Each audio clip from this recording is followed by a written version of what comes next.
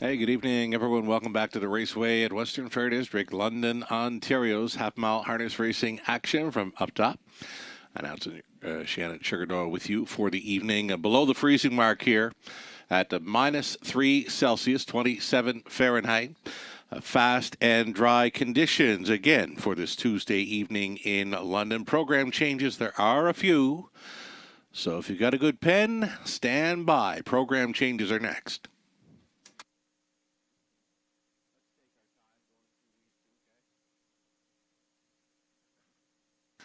Alrighty, so in the first, race number 1, there are driver changes. Number 3, she's out of Cheddar, is going to get Paul McKenzie.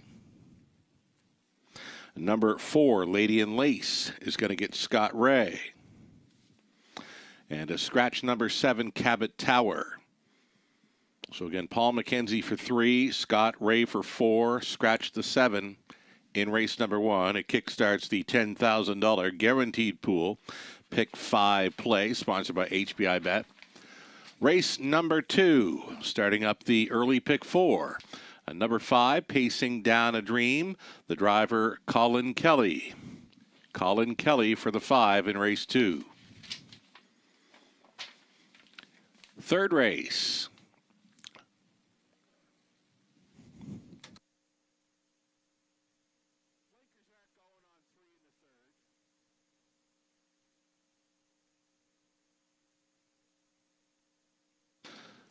Blinkers should be going on 2, Silver Sandy. Disregard blinkers for 3 in the third. That should read race 3, the 2. Silver Sandy gets the blinkers. The 8, St. Lad's Mischief. There is no missing line to announce. And again, the blinkers go on 2. Silver Sandy in the third. Disregard blinkers for 3 in race 3. Fourth race.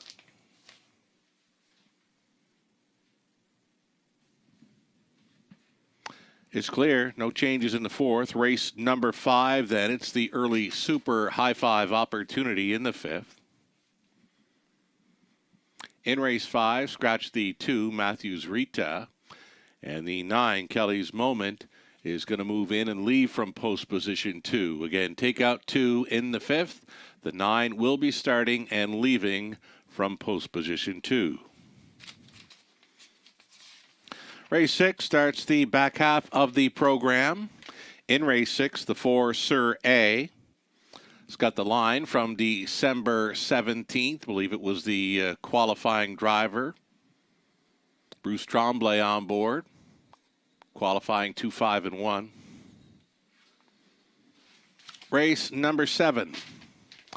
The 5, Carson Shadow. Switches to an open bridle. Open bridle for 5 in race 7. 8th race.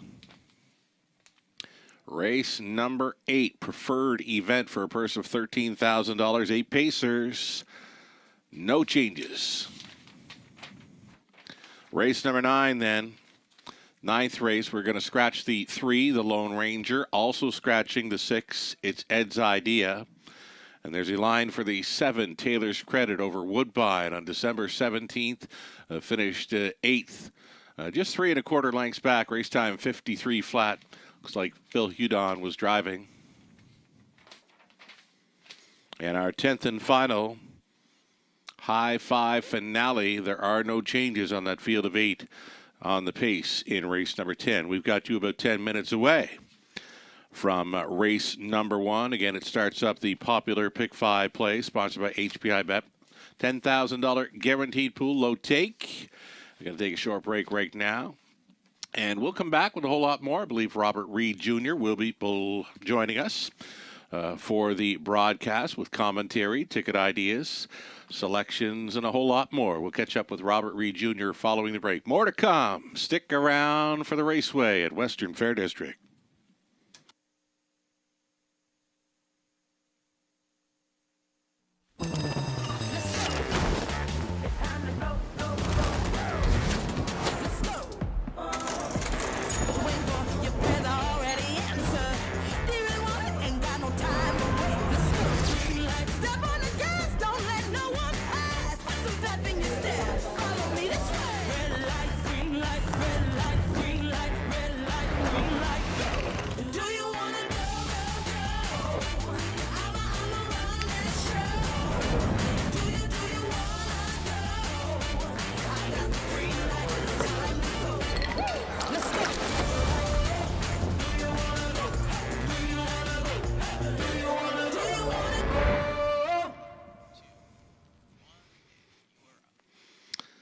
Hey, welcome back to the show, everyone. You're watching the Raceway at Western Fair District from the eye in the London sky.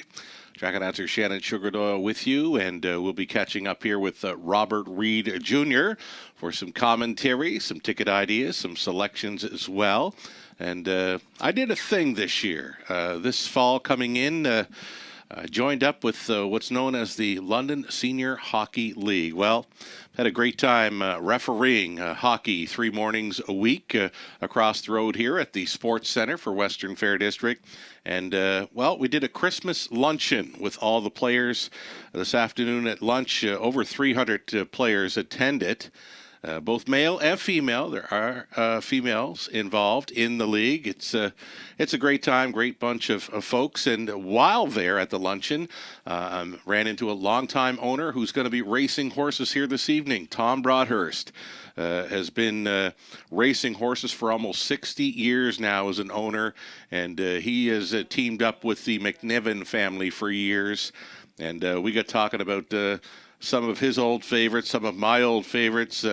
We brought up Bridge Street, who hangs on our wall of fame here in London. He was a part owner on that one, as well as Kendall Gustav. Now, when I first arrived in London back in 2013, Kendall Gustav, affectionately known as Gus, one of the top 3-year-olds around these parts, and believe he was a Horse of the Year in our awards banquet one season, an untimely passing away there at a young age, and we all miss Kendall Gustav, and it was fun reminiscing with Tom about Gus today at the luncheon for the London Senior Hockey League. I'm having a great time refereeing 3 mornings a week, come across the road to call races 3 evenings a week. So it's all happening right here at the Western Fair District. We've got a Pick 5 play right up front in race number 1, sponsored by HPI Bet. I'm not sure if we have Robert Reid Jr. with us, but I believe, yeah, Robert Reid Jr., there he is. I wasn't sure about the glitch. There was a glitch involved earlier on when I was talking to my broadcast team, but it's glad to have you with us. I got talking about hockey and horses, 2 of my loves, right? How are you with hockey and horses, Rob? Oh, 2 of my loves as well. I just wish I could get back on the ice again. You know, figure I'm a little bit out of shape. I could really use the exercise. So that's something I should look into. You know, it's a great sport. Played it for a lot of years. Mm-hmm. Missed it. You know, missed it a lot. So watched plenty of it. But it's a wonderful time. You know what? My legs are coming back to me. The spare tire though, it's still sticking around. I got a couple of those we gotta work on. But and you know, and William, following in his dad's footsteps, he's up all night wanting to eat right now. Oh, so really? Well, yeah, you know, it doesn't fall too far from the tree, right? Hey, this William right here likes to eat late at night as well. Yeah. Yeah. Okay, so Tuesday night in London. You know what? Sunday. That was a great afternoon, eh? And the buzz is still around. I've been down to the paddock last few days. I brought some programs down from Sunday. I wanted them autographed by Girl Power, right? And Natasha Day. I know she's got a huge fan base all across, you know. She's from down under. She's all across the world. She's got a fan base. So I figured we better get some of these programs signed by our Girl Power, who took the Drivers' Holiday Challenge in just a few months before the OLG Ontario Women's Driving Championship. Heck of a show by Nat. As she mentioned, picked up small points throughout and came right down to the end, right? Yeah, it's interesting, a strategy, right? Just dominating the women's ones, going to the top almost in all those events. Yep. And that time around, you know, kind of working her way through with kind of playing the cards she was dealt, right, Yep. throughout the competition and picking up those pieces. And fittingly, right, coming right back to win. Yeah. You know, on her, you know, her preferred trotter, Sizzling Hot Herbie last night. Oh, yeah. One that, yeah. I felt very silly siding against, because, man, when he's sharp, you can go with any of them on the 2 tracks, that's for sure. And I have to be honest, Nat knows I love her. Anytime I see her down around the barn area, it's always a hello and how you doing, Nat. You know what? I looked at her draw for Sunday, and I just wasn't feeling it for her. You know, I might have selected her third a few times in my selections. I did not see her winning that challenge on paper beforehand. No, I wouldn't. I didn't either, Sugar. I mean, you heard what I thought. You know, I thought draw-wise. You know, James had a big shot. I thought Tyler Travis had a big chance to win. yeah. Travis. I would have probably put at least 4 or 5 ahead of her. Right. And when Scott Young got off to the start, he was off to. I mean, he was kind of clipping at his heels, but right. but he was opening up. It looked like, you know, it was going to be his competition, you know, to run away with, and that fact that she kind of just hung around and picked up the points when she needed, right? And that's what those are all about. It was great to see, and I've got those programs signed in my office. And if you're a fan of the Raceway, if you're a fan of Natasha Day, give us a follow, shoot us a message, tell us you want one of those programs, and we'll see what we can do on getting it to you as a fan of Natasha Day, who showed up in the winner's circle last night with a very sharp Herbert. So, Robert, let's get to these Pick 5 ticket ideas. Race number 1, it's the HBI Bet sponsor, Pick 5 play, $10,000 guaranteed pool. And I'm going to key up Ethel. Many will be keying in on Ethel. Nice big filly for Pat Barr. Easy winner last time out, even with the miscue at the beginning. And if she can get away cleanly, she's got a great shot of starting up this Pick 5 play. Over into race number 2, we're on the 3, Rockabilly Cockshut. The 6, kind of like royalty, was just getting in gear in the late stages last time out. Just a little bit too late to catch the pace setter, Rockabilly Cockshut. We're going to go 4 deep in races 3 and 4, and on the end in race 5, we're going to try the first-time starter, Sporty Lil Vixen. For trainer-driver Mike Horner, we're also going to include the 7 Makaloo, who was such an easy winner, sitting on a win prior to her latest. She can come right back there. Rooney on board for the McGregors and Core. That's the way I see the Pick 5. Robert Reed Jr., your ticket idea. Let's talk about it. I'm with you, Sugar. You know, through most of this sequence, I mean, I think really Ethel in the first, as long as the trip is one that's a reasonable one, I can't see her losing. Right. But, I mean, this is the horse that if you do beat her, it pays anything, right? So it's big really time. kind of pick your poison. Either you single her, save your equity for later, or you look for a bombs away ticket and you play against her. I mean, it's not the most ideal starting spot for her, but it might not matter. In race 2, I'm with you. I think it's a 2-horse race. I really do. I thought they stand out on paper. That's Rockabilly Cockshut and the 6 kind of like royalty. In race 6, so I'm going to single up on the 6 Senior Advisor.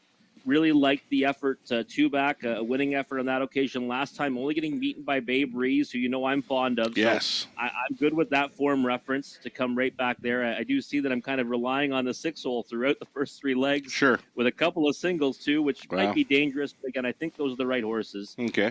Race 4, 1, 3, 4, and 5 for me. Irvine James is very interesting for me in there. Yeah. You know, I just think he's one that, when he gets down to this level, he gets a little bit sneakily good. And also last time it was a much improved effort, right? So I think he can build off that one. He could be a potential bust out in race 4.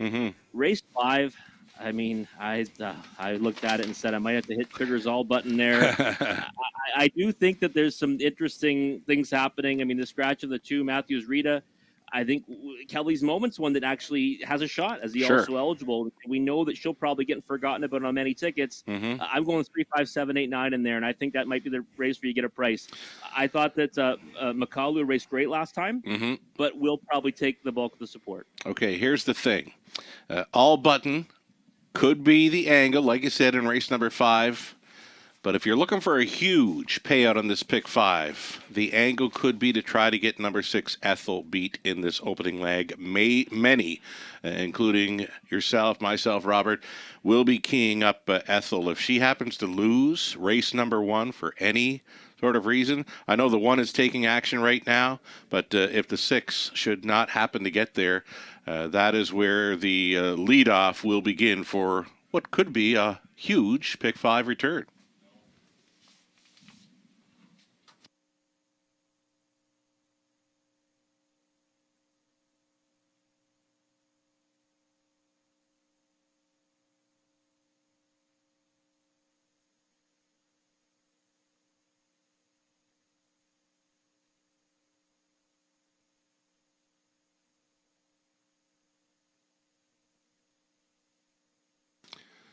Here we go. Starters getting set to post parade. Fillies and mares. Non-winners 12,000. or one race lifetime, they are stepping out. It's the Exactor Try Superfecta Daily Double and the start of a Pick 5 play. Again, a $10,000 a guaranteed pool, low take.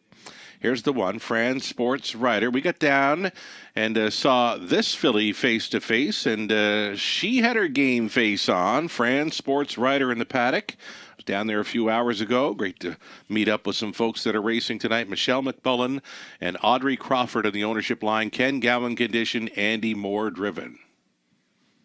Number 2, Cove Beach. Scott Coulter on board. This one is owned and trained by Paul Coulter. She's out of Cheddar 3, now driven by Paul McKenzie for owner-trainer Courtney Robson. Marlene Marshall owning. John Marshall trains 4, Lady in Lace. Scott Bray. We're going to bring on the 5 instead. This is L'Argent Lightspeed off the maiden victory for owner-trainer Larry Lane, Totterborth. And here comes, no, that's not her. She is coming in front of the grandstand. That is not Ethel on your monitors, but we'll get her. There she is. At 6, Ethel, Pat Barr, owning, training and driving, top selection, best bet selection for Rod Adams Jr. of Now Who Picks. 7 is out. The 8 trailing out is Cheddar's Delight. Garrett Rooney on for Linda Richardson, along with Lindsay Sinclair, Bud Sinclair trains. And number 4, Lady in Lace. Might have missed the post parade, but she is indigo. We will see her race. Lady in Lace again for the Marshalls. Scott Ray will be driving number 4. There you have it. Your field for the first of 10 Exactor Try Super Daily Double Pick 5.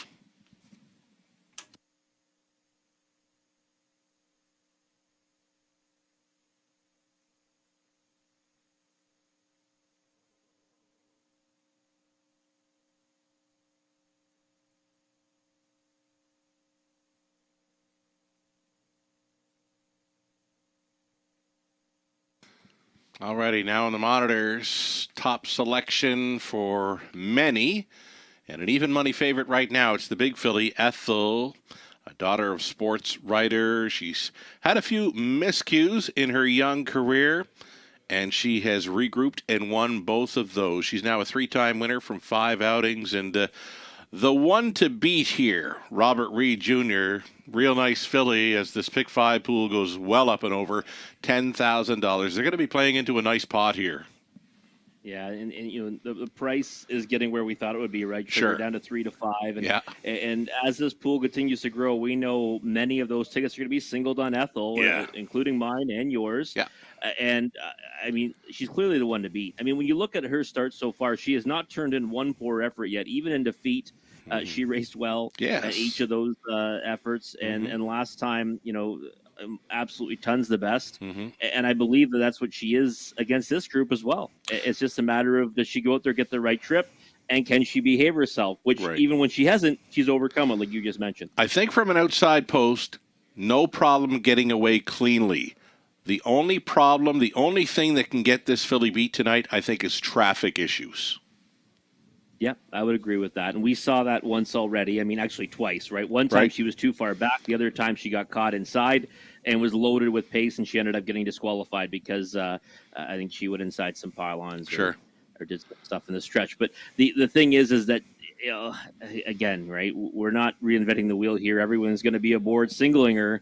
But do you want to waste the equity trying to beat her, right? That's really the thing. If you think you can't lose, then you've got to single up and hope for a price somewhere else. I was in a room with our racing team about an hour ago, and we got talking about Ethel, and I'm saying I think she goes away at 2 to 5. And right now, that's where she is, exactly at 2 to 5 as we go inside of 2 minutes. Tell you what, Robert, I was keeping a close eye on one Fran Sports Writer. I did mention I was down in the paddock, come face-to-face with her. Definitely had her game face on. Andy Moore coming out of the post parade. Look at her. She is sharp. She is right on the bit. Like she may be sitting on a big one here. Yeah, and you know, the thing is with her is that we've seen her go to the lead, and those are her best efforts here at the Raceway, right? She's won by open lengths both times. We mentioned the one start where she got interfered with. That kind of took her out of it.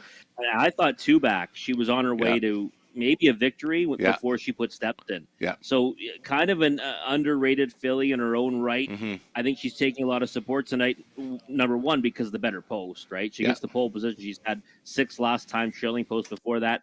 And she looks like the most logical one to go to if you're going to try to beat Ethel. 5-2, probably a shade shorter than I would have wanted to take if I was Sure. betting her to win. Yeah. But again, if I was going to try to beat Ethel, it's definitely France Sports Ready. She's a solid plan B, and when it's a young filly out there, she's having a great time. Like for me, she is so sharp. Like when a filly's out there shaking her head like that, right on the bit. I mean, this filly, she wants to race tonight. Yeah, she does, and we've seen her that when she gets put into play, she's kind of a different animal, right? Yeah. So Ethel might have to put her running shoes on to catch her if she's on her A game tonight. This horse went wire to wire twice through the month of October in London, and it's been a while. If she's never had it before, maybe. She's got the rail tonight. She does have that gate speed. She is definitely the plan B here, and likely your exactor box factor was 6, Ethel. We're talking about the one. France Sports Writer could be sitting on the mild upset here as we go seconds away. Any final thoughts here on the opener? I mean, for me, sure, I'm going to stick with Ethel. I'm just going to Right. hope for the trip, or Yeah. the regional trip, and just single her up. But again, I like the looks of France Sports Writer as well, and it kind of pains me to not use her, only Right. because of the fact that Same. I've been on many times. Right? If I was firing in late, I'd be playing her because she's still, shaking that head. She is very sharp here tonight. Ethel is the one to beat, and here she is at 3-5. She's got to get away cleanly, and she's got to avoid traffic issues. Gates moving for race 1 of 10. Here we go. Let's do this thing.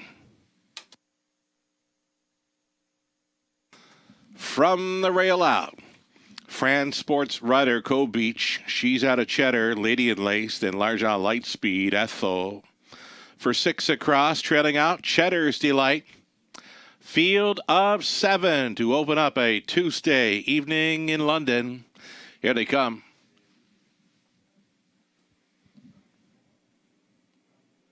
Off and pacing, she's out of Cheddar. Next door, Lady and Lace. And on the inside, France Sports Rider. She will be up close. Up from the trailing spot to travel for Cheddar's Delight.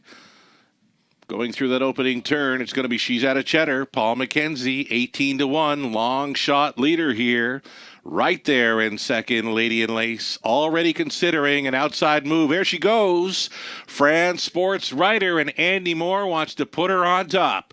France Sports Rider rushing and brushing by that quarter mile, 29-1. And this Sports Rider daughter will try to clear. It appears she's going to do so. Here at 3/8 completion, France Sports Rider is now your leader as they come out of the turn and towards the half mile. Pocketing up, she's out of Cheddar, staying in there third. Lady and Lace underway at a fourth. Here comes Cheddar's Delight. And trying to pick up the cover will be Largent Lightspeed. Next to last was Co Beach. Ethel is last. Ethel is at least a dozen lengths off the lead at that half mile and 59 seconds flat. France Sports Rider leading with 3/8 left to go, being pressed now by Cheddar's Delight. Cheddar's Delight mounts her challenge on the backside, third and in. She's at a Cheddar, fourth and wide. Largent Lightspeed up and grabbing control. Cheddar's Delight at 40-1. Upset specialist Rudy has got theft on the brain here. 128-1. That's a big time third for this daughter of better than Cheddar. Cheddar's Delight on top by 2, being roused up in second. Largent Lightspeed, and from last, here comes Ethel. Ethel has come from 7th. She's now showing second. She's still going to need 2 legs to win it. Extreme long shot. Cheddar's Delight. Ethel in the final strides. Yes, she got there. Worst to first. Ethel for bar. Second best was Cheddar's Delight. Then it was Co Beach. 158-3 for Ethel. How do you like her now?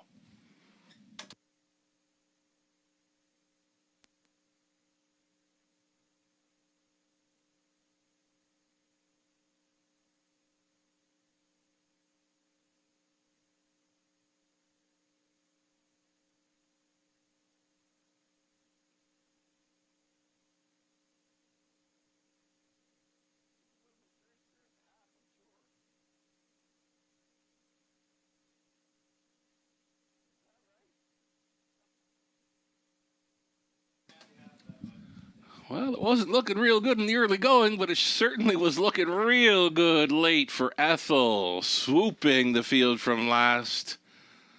1-5 favorite Ethel up in the final stride. She's getting there in 158 and 3 for a new lifetime best. Winning over that Cheddar's Delight. Longest shot on the board at 40-1. Picked up the deuce, then Cove Beach third, and Largent Lightspeed fourth. 6, 8, 2, and 5. Unofficial. That's how it starts up. The heavy favorite on to the longest shot on the board for the exactor. Here comes Ethel returning.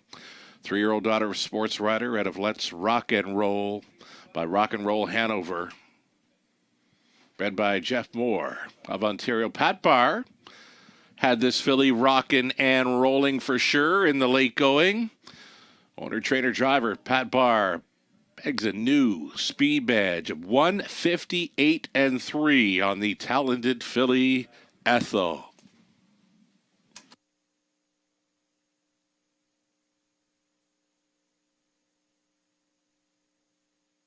Here we go. $250 on a win ticket. That exactor, $87.40. Dollar try, $189.75. And get this, shortened up field of 7, $250 winner, dollar super, $1,000, $31.90. That 20-cent super, incredible, $206.38. Fran Sports Writer was 6, Cove Beach third.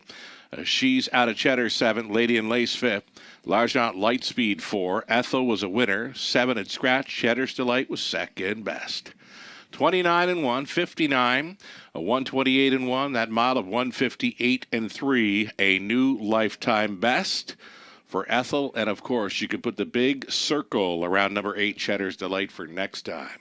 From the top, 6, 3, 7, 5, 4, 1, scratch and 2. Second race up and coming. Colin Kelly will be driving 5, pacing Down a Dream. 6-horse field on the pace. Exactor, Try, Super. Pick 4 starting up in 7 minutes.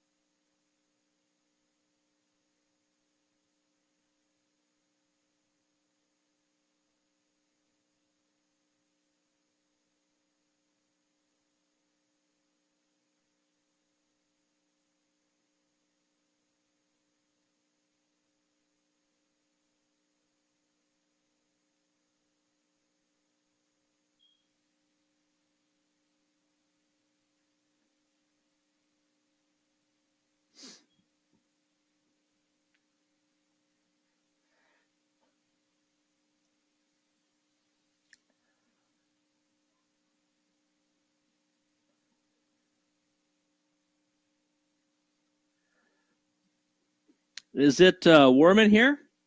Or am I just sweating? Because Ethel getting up in the last stride. Listen, it doesn't get any closer than that, folks, and didn't look too good for much of that race, eh, Sugar? Well, I was saying to some friends up here in the booth, at the half, I don't know what people might have been mumbling to themselves with a 1-5 favorite sitting last and about 12 lengths off the lead. You know what, though? It was probably just as well for her to be sitting last. She got some open road, If you're midfield in there, then the traffic issues might have developed. But Pat Barr, he knew what he was doing. He had them measured. Perfectly timed on the wire to get there at 1-5 to bail out the favorite players. And I see some people on Twitter, they're saying they played Cheddar's Delight. I feel their pain. I mean, that was looked like your home and cool on a bombs away winner. Could you imagine Garrett Rooney at 40-1 starting things up in the pick 5? And that could have been a pool shot possibility had the 8 started things up there. Look what the Super paid. I mean, you get a horse winning at 1-5. Yeah, and the Super over $1,000. Unbelievable. I mean, a wheel on her. I think $120 to wheel her. If you put $100 plus to winning her, you might win $25. If you wheel her on the Super for $1, you're clearing well over $800. Insane payout. Absolutely. Yeah, on a horse that many thought couldn't lose. I mean, it almost didn't work out that way. But, right. Again, put that in the check, right? Yeah, well, you know what? A few years ago, I remember doing a little feature in the Horse Players issue for Trot Magazine. I mean, you can play these chalks, but you better make sure you got a long shot behind it to make it pay. Yeah, absolutely. Mm-hmm. Early pick 4, starting up here in race number 2. So we'll stick to what I was playing throughout the pick 5. We're going 3-6, Rockabilly Cookshut, and the 6, kind of like Royalty. We're going to go 4 deep in the middle legs, and we'll try to close out in what you thought. And now the more I look at it, it could be the wide open thing. Maybe that all button on the end is where you want to go. But I'm going to try the first timer, number 3, Sporty Lil Vixen, as well as the 7, Makalu, who I was pretty high on last time out. Yep, and race fantastic as well. Didn't get the the best trip in that race, and still ended up emerging victorious. Mm-hmm. For me, Sugar, a very similar wavelength tonight for you and I. I'm going 2 deep here with the 3 and 6. I think they're the clear 2 to beat. I'm going to single up though on the 6, Senior Advisor in race number 3. I love what I've seen from that one. Does have that tactical speed. I think we'll be leaving out in search of the lead off the switch. 1, 3, 4, and 5 for me in race number 4. The horse I'm most interested in is the 5, Irvine James. Just like when he gets down to this level, I think he provides us a value opportunity there. And in race 5, I am liking the 3 and 7. I thought Sporty Little Vixen qualified well. Nice back half in that qualifier. And of course, Twin Beat Jammer came back to win. I love key races, right, in qualifying events. Sure. But I do think that race looks like it could produce a bit of a price, right? So 3, 5, 7, 8, and 9 for me. And the horse that I think could really boost the value of these multi-leg tickets is the 9, Kel. Firstly, just because Denal Soldier that draws in, and one that, certainly not as talented as Ethel, but it's been kind of progressing well for Pat Barr. And wouldn't it be something if he bookend this pick 5? Wouldn't that be something? Then, speaking of Twin Bee Jammer as well, have you caught the Wired 360 from Costa TV with Travis Henry on board? I absolutely love it. I love it. The Wire 360, every installment so far has been fantastic. Yeah. That one there, it's really a perfect storm for one, right? Because the way that he won, the move that he made, it's one that, you can't dream of a better scenario to have, the camera on board, the audio mic'd up.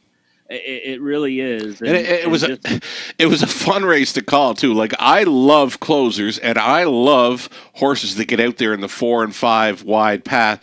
You can hear it in my voice. 4 wide, it's what I grew up with, watching those closers swoop fields from 4 and 5 deep, and here's Ethel from last in the opener, right, doing it 3 wide. I love the closers. Yeah, and it's a great segment. I hope they Yes. keep on doing those because Same. it's such a great tool for promoting the sport. Yeah. Right. I mean, the perspective right there, along with the driver, and you get to hear what's all the action, and they've Right. been wildly entertaining so far. Right. For those of you wondering what Wired 360 is, those of you on the social media platforms, follow the Central Ontario Standardbred Association, that being COSA. COSA TV has a few videos up called Wired 360. We did one a few weeks ago here with Jason Ryan on board, and great commentary there. It was fun to watch. And then Twin Bee Jammer and the Drivers Holiday Challenge swooped them 4 wide going into the final turn. Travis Henry on board with some commentary and just the camera work from this Wired 360 courtesy of COSA TV. If you haven't witnessed it yet, do yourself a favor and follow COSA TV on the social media platforms and get yourself some Wired 360 from the Raceway at Western Fair District. They're great video clips. We've got a post parade for race number 2 coming up here. Exactor Tri Super. It's the opening leg of an early pick 4, and right now we've got the 1 Put Your Bet Down on parade for owner Robin Morley. The trainer's Jack Ray. The driver is Scott Ray.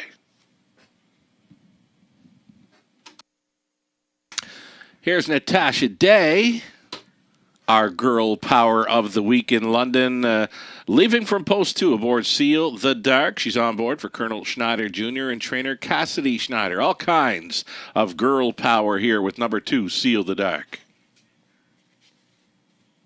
Number 3, Rockabilly Cockshut. It's owned by Glenview Livestock Limited, trained by Lacey McCabe. Jay Harris on.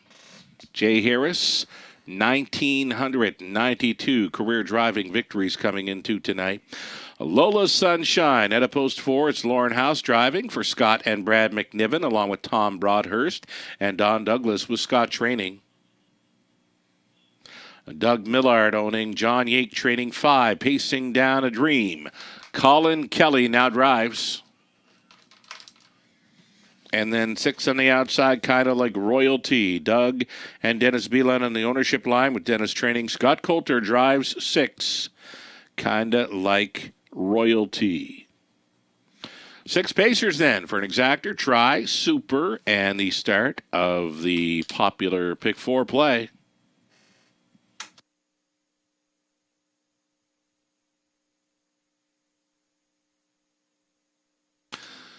Here we go. It's a very sharp-looking Rockabilly Cockshut. We go back to race 1 for a sec, Robert. When we were looking at the 1 France Sports Rider, she was looking very sharp. Maybe just a little too sharp, Maybe she got herself worked up a little too much because when she made front, I expected a bit more from that filly tonight. I did too. I was kind of surprised that she kind of packed it in there because the race scenario kind of was working out perfectly for her, right? Yeah. She made the move to the lead, and she had a lot of daylight on Ethel. Sure. Just you said maybe she spent her race, in the score down. She was certainly having a whole lot of fun out there in the post parade. Shaking her head. She was running a bit, but maybe she just kind of hyped herself out of contention there for race number 1. Better luck next time to the Connections of France Sports Rider. Let's talk about this 3 Rockabilly Cockshut. Goes for 4 in a row tonight. She's got a couple of victories at Flamborough. She came up to London, wired them up, and very sharp right here on parade. And you know what? Our track, it's in great shape tonight. This filly could be sitting on a huge mile. Yeah, I think so. You sent the video out, I believe, on Twitter. Sugar the Track looked fantastic. And, this horse, nice horse to own, right? 10 for 26, so far in her career. 19 on the board finishes. That tactical speed that she has usually puts her right there early on. And she's not just one on the lead. She's one from, first over. She even has, raced well from off the pace. So she's versatile. So, to me, she looked like she was, kind of clearly the one to beat in here. But I wasn't expecting her to get hammered on a 2 to 5. I thought that she'd maybe be a bit higher than that. And I couldn't single her, right, in the multi-leg wagers because I thought that kind of like royalty was one that, might be coming into her own tonight and maybe get herself to the winner's circle. Here's the thing. Rockabilly Cockshut, first year at the races. She's up to 26 starts now. She's 19. for 26, top three, as you mentioned, 10 wins, 26 starts, first season at the races. Do you find that kind of high? Oh yeah, no question about it. I mean, it's one of those ones where obviously she must be the real sound type, Okay, and certainly maybe a little bit easy on herself too. Her racing style isn't really conducive to that though, right? 'Cause she's Right. kind of one that likes to chop it out on the engine. So those Yeah. horses sometimes need a little more time off or breaks in their schedule. But she's kept on trucking. Like you said, first year of racing, Yeah. and she keeps on doing it and doing it well, as you'd say. Almost over 50,000. She's going to go over $50,000 in here, and you know what? Probably has not been better than she was last time out. I know she did go 56-3 over Flamborough earlier this season, but to fire 28-3 on the end in the third quarter, 29-2, 57-4 mid-December in London for a 3-year-old filly. That's a big mile. It is a big mile too, and I love the bookends too. Right when a horse can show they can leave, 29-2, and then come home in 28-3. Right? I mean, you like to see horses that can kind of turn it on and put it on hold, and then turn it on again, and that's what she's showing she can do. All right, check this one out. She looks like a champ right here, number 6, kind of like royalty. She had the pocket ride with that inside post last time out. It's post 6 that is posing a bit of a problem for me. I just don't know where she's going to sit here. Yeah, if it was at Mohawk Park, we'd be all over post 6, right? Yeah. It's like the magic number there. Right. Here at the Raceway, not so much. Right. For me, kind of like royalty is a horse that I've seen her throw out some real big performances and a couple of underwhelming efforts, right? So it depends on what version of her shows up tonight. I think she's got enough speed to kind of get, overcome that outside draw here. And 5-1 is a better value on the board. I think there's no question about that versus the 2-5 on a horse that really, by all rights, I mean, she might keep on trucking and win her 4th in a row, but sometimes you see these horses kind of get a little bit tired after, notching that many victories, right? It's not easy, right? They're not machines. So yeah, I decided the direction of kind of like royalty solely on price right now, but I have them both obviously in the multi. Wonderful. Here we go. It's race number 2 to start up our early pick 4. There is still time. You would have to hurry, though. The gate is moving for race 2. In behind, put your bet down, Seal the Dark, Rockabilly Cockshut, then Lola's Sunshine, pacing down a dream, and kinda like royalty. So it's all 6 noses on gate here, and it's still 1-5 on number 3, Rockabilly Cockshut, top of the stretch.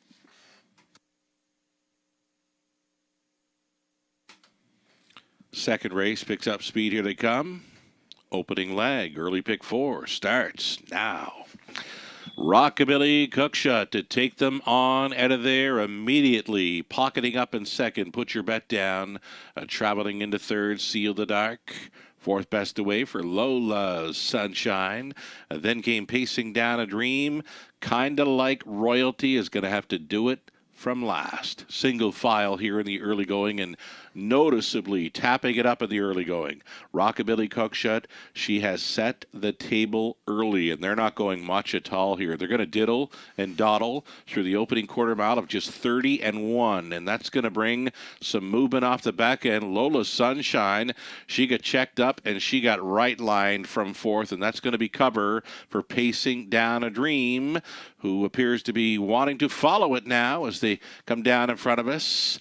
We're not looking at a quick half at all. We're looking at Rockabilly Cockshut trying to steal race 2 in London, right there in second. Put your bet down out there in third. Lola's Sunshine, the half just up and 1-1-1. And it's going to be Rockabilly Cockshut, the 1-2 catch. Second best, put your bet down. Lola Sunshine will try to make it happen outside from third. Seal the Dark is 4th. 5th best for pacing down a dream, and it's a huge hill to climb for the trailer.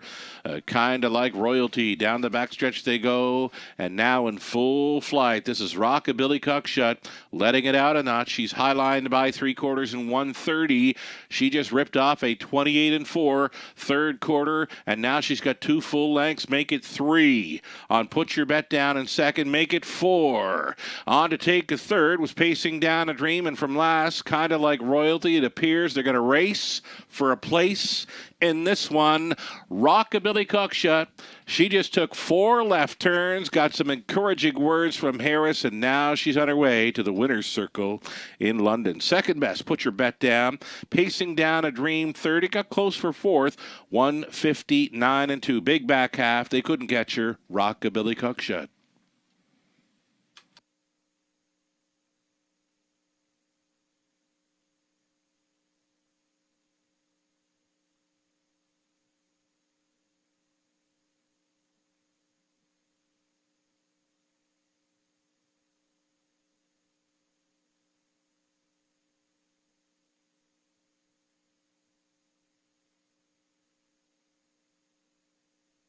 Unofficial winner, number 3, Rockabilly Cockshut over 1. Put your bet down.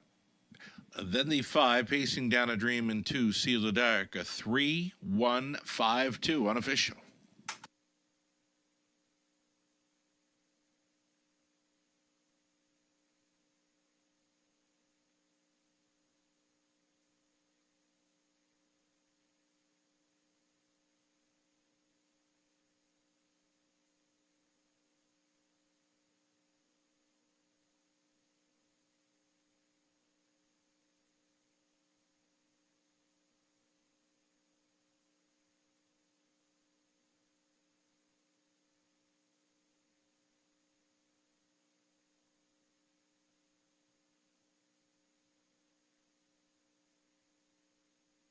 Returning for another winner's circle photo in London, Rockabilly Cockshut. She just took her 4th in a row in Ontario. This 3-year-old daughter of Bettor's Delight out of Lady Terror by Western Terror. Owned and bred by Glenview Livestock Limited. Trained by Lacey McCabe. Driven to win by Jay Harris. For career driving win number 1993. It comes aboard Rockabilly Cockshut. She makes it 2 in a row in London, as mentioned, 4 in a row in Ontario, and already 11 victories in her first season at the races. Rockabilly Cockshut all the way tonight, 159 and 2. Congratulations.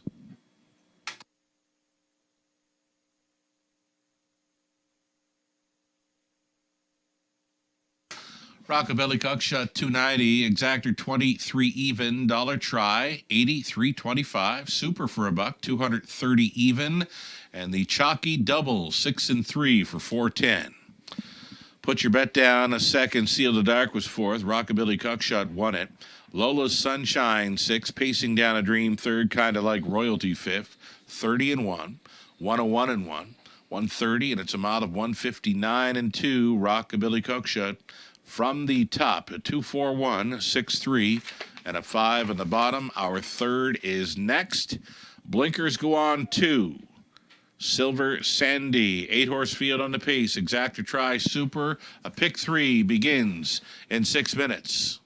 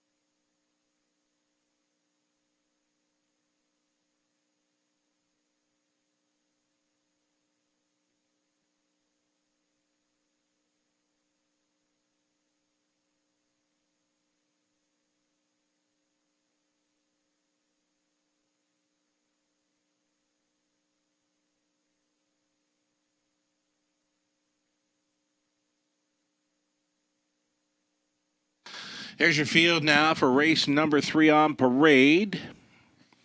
A group of Pacers claiming tags $15,000 for the non-winners, 12-5. Number 1 at Silverback Jack. Garrett Rooney on board for Don and Heather McGregor. Peter Core trains.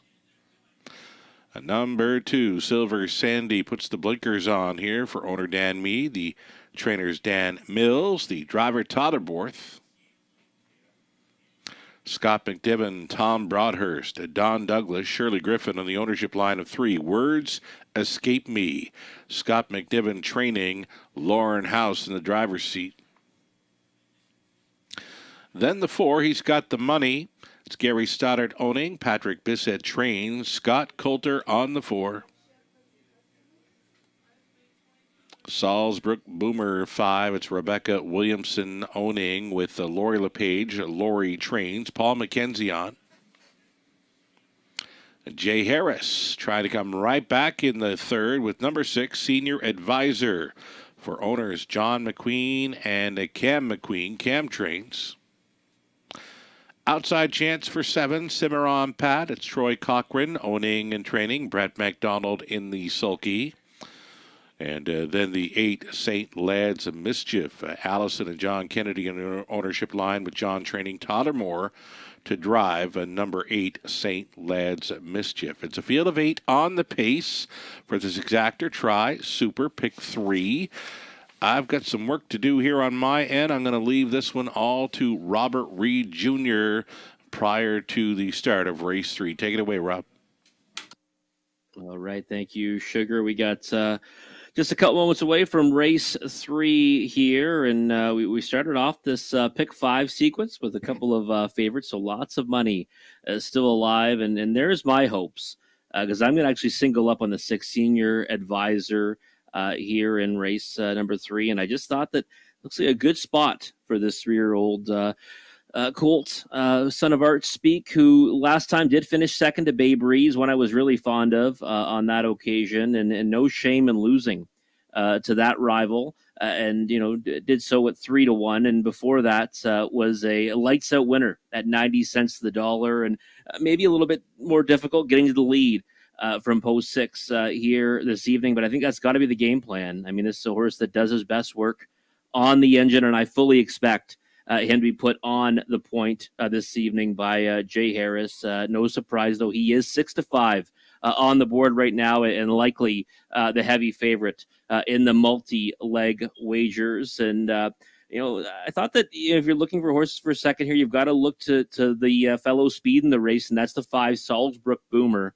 This is a horse that certainly has done his best work as well when he gets off the switch.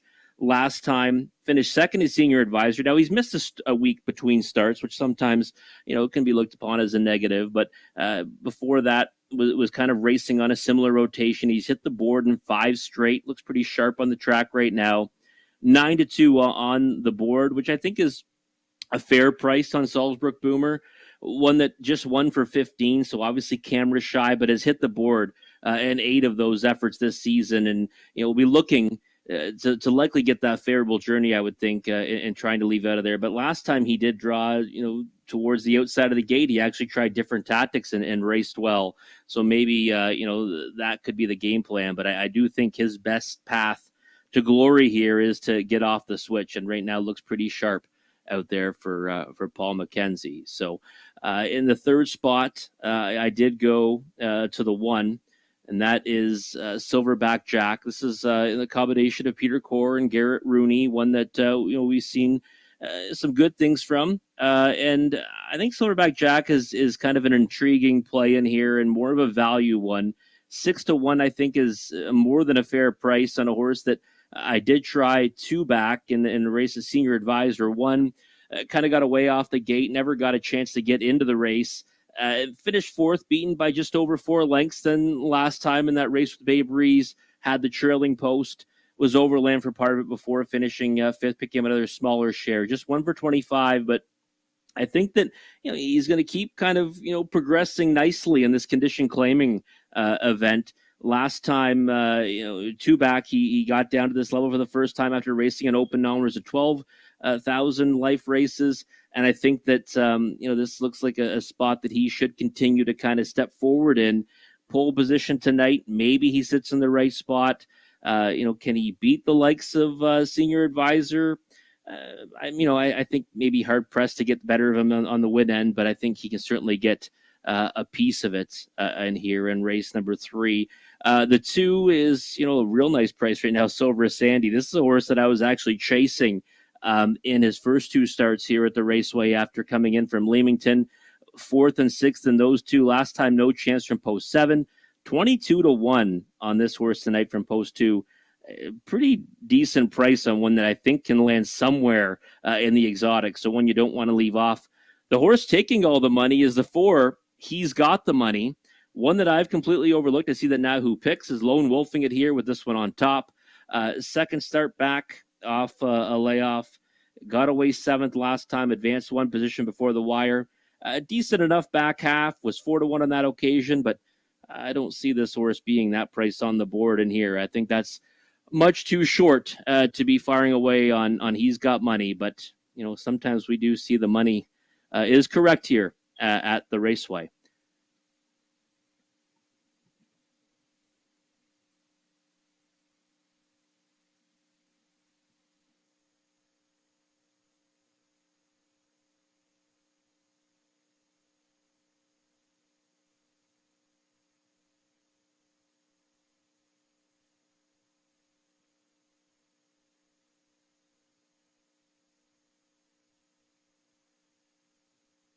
Gates moving for race number 3. Pacers on the upper turn.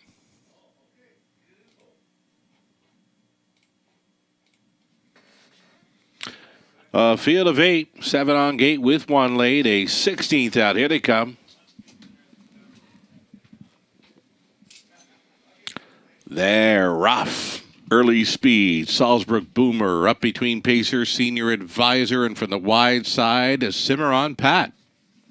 Put in play here as they barrel through the opening turn. Salzburg Boomer is on top for McKenzie at 5-1, being made to work to grab control or maybe pocket up here. Senior Advisor driving on for Harris. Harris gets another one to the lead in London just prior to the quarter mile. So Senior Advisor, he has paid the cost to be the boss. Parked through the quarter in 28-3. Salzburg Boomer now in second. Tight lines in third for Silverback Jack.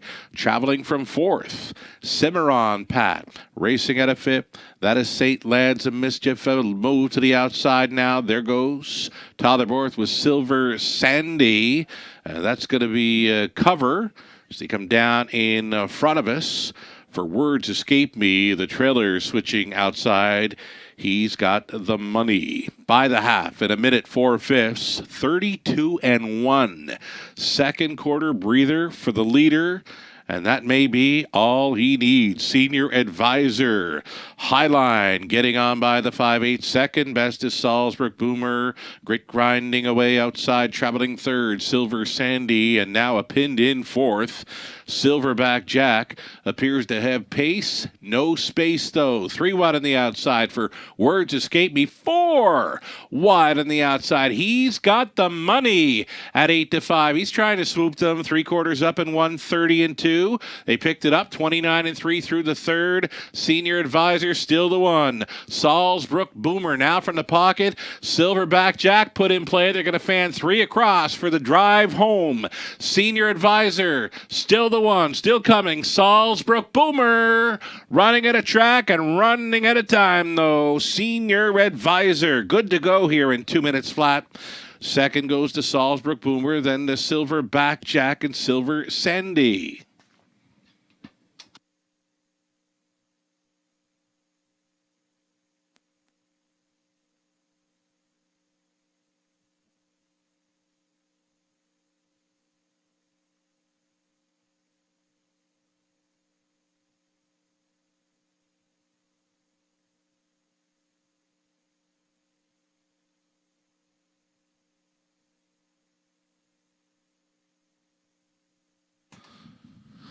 Six, Senior Advisor here at 2-1. Second choice, getting it done.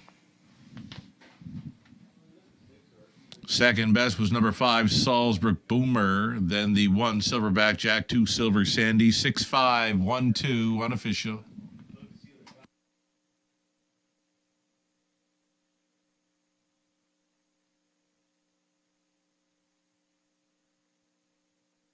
Thought that number looked familiar. Robert Reed Jr., ice cold on his Superfecta selection there in race number 3. The 6-5-1-2, ice cold. R. Jr. Back-to-back driving wins. Jay Harris, 1,994 career driving victories. Comes aboard senior advisor, 3-year-old colt son of Artspeak out of Southwind Gloria by Sports Rider for the McQueens. John and Cam. Cam conditions, Jay Harris driven, 2 minutes flat, senior advisor. Congratulations.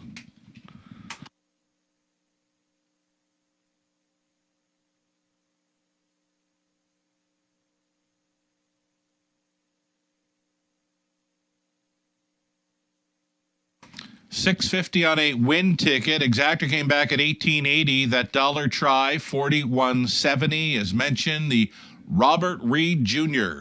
Ice Cold Superfecta for $1, $224.15. Silverback Jack was third. Silver Sandy fourth. Words escape me fifth. He's got the money sixth. Salzburg Boomer second. Senior Advisor a winner. Cimarron Pat was 8th. St. Lad's Mischief 7th. 28-3, a minute 4/5, 130-2, and a mile of 2 minutes flat. Senior Advisor picks up his third win in his last 4 outings. Top down reading a 3-4-5, 6-2-1, 8 and 7.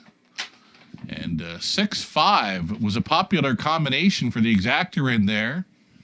Of course, Robert Reed Jr., Nathan Bain, yours truly, $18.80 for that 6-5 exactor. Real nice price. Fourth race up and coming, 12 minutes away on a field of 7 for an exactor try. Super a daily double starts up.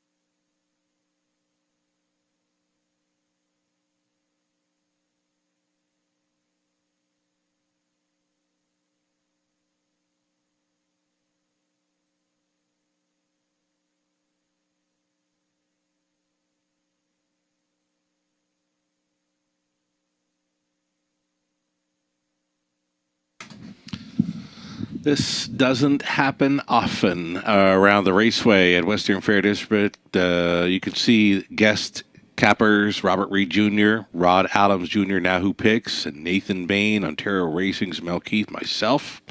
Not one of us has settled on the same horse in the top spot. I'm sticking to 7, Passionate Prince, Robert Reed Jr. to the 5, Irvine James at a price. Rod Adams Jr., Now Who Picks, went to the 1, Mortgage My Villa.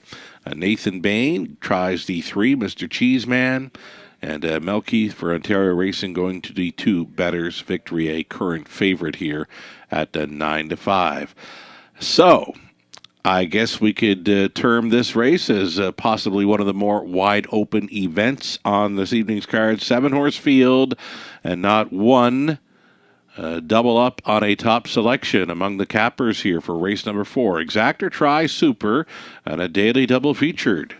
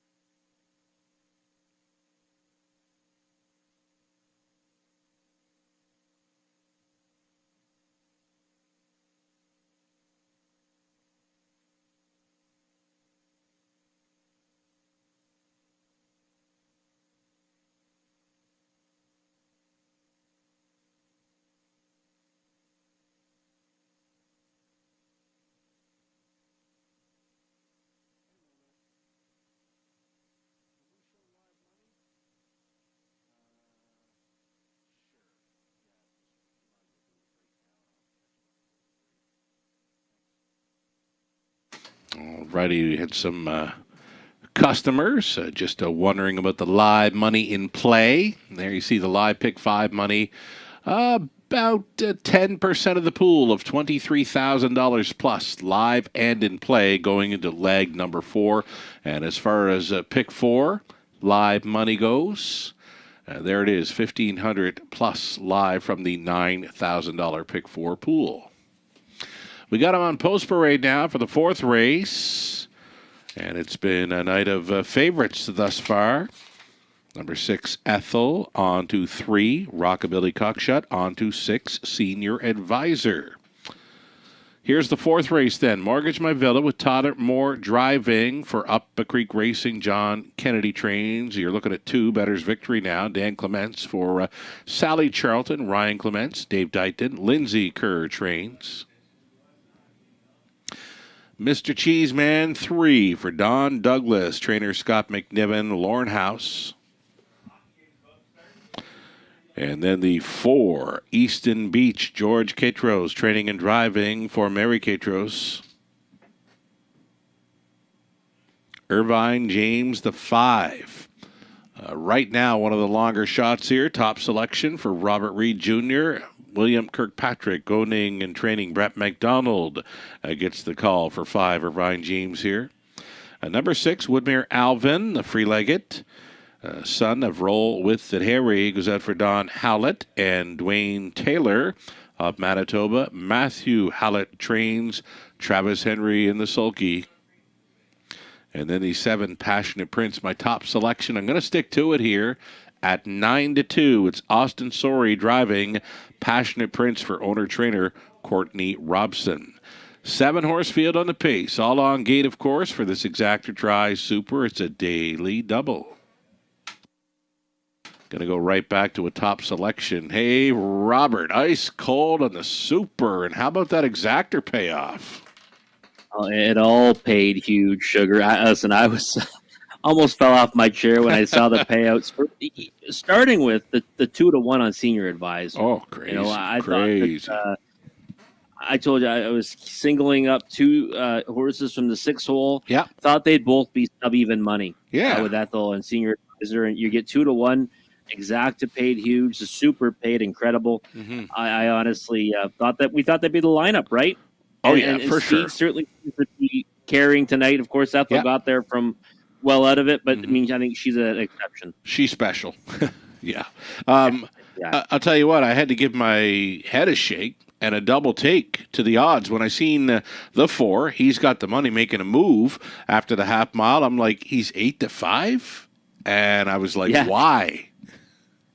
Yeah, I was when I was kind of working through it. I kind of kept looking at the odds board, before the race, and was trying to figure out how I haven't landed on the favorite yet. Right.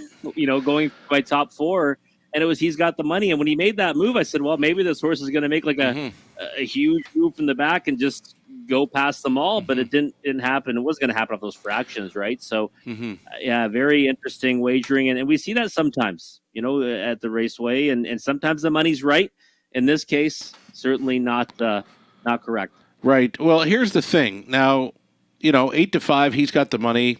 Nothing in his program line showed that he should have been that. Maybe it happens sometime. Maybe somebody put the wrong money. Well, put the right money on the right horse for the wrong track. I've seen it. Yeah, I've seen it. Might have happened. Might have happened because I just couldn't get it. 8-5 on that horse. I just don't get it. Yeah, I actually once in Las Vegas, I was betting a horse, and they gave me the wrong horse at the wrong track. Yeah. Of course, the horse I bets went on to win at even money. It was a large win bet.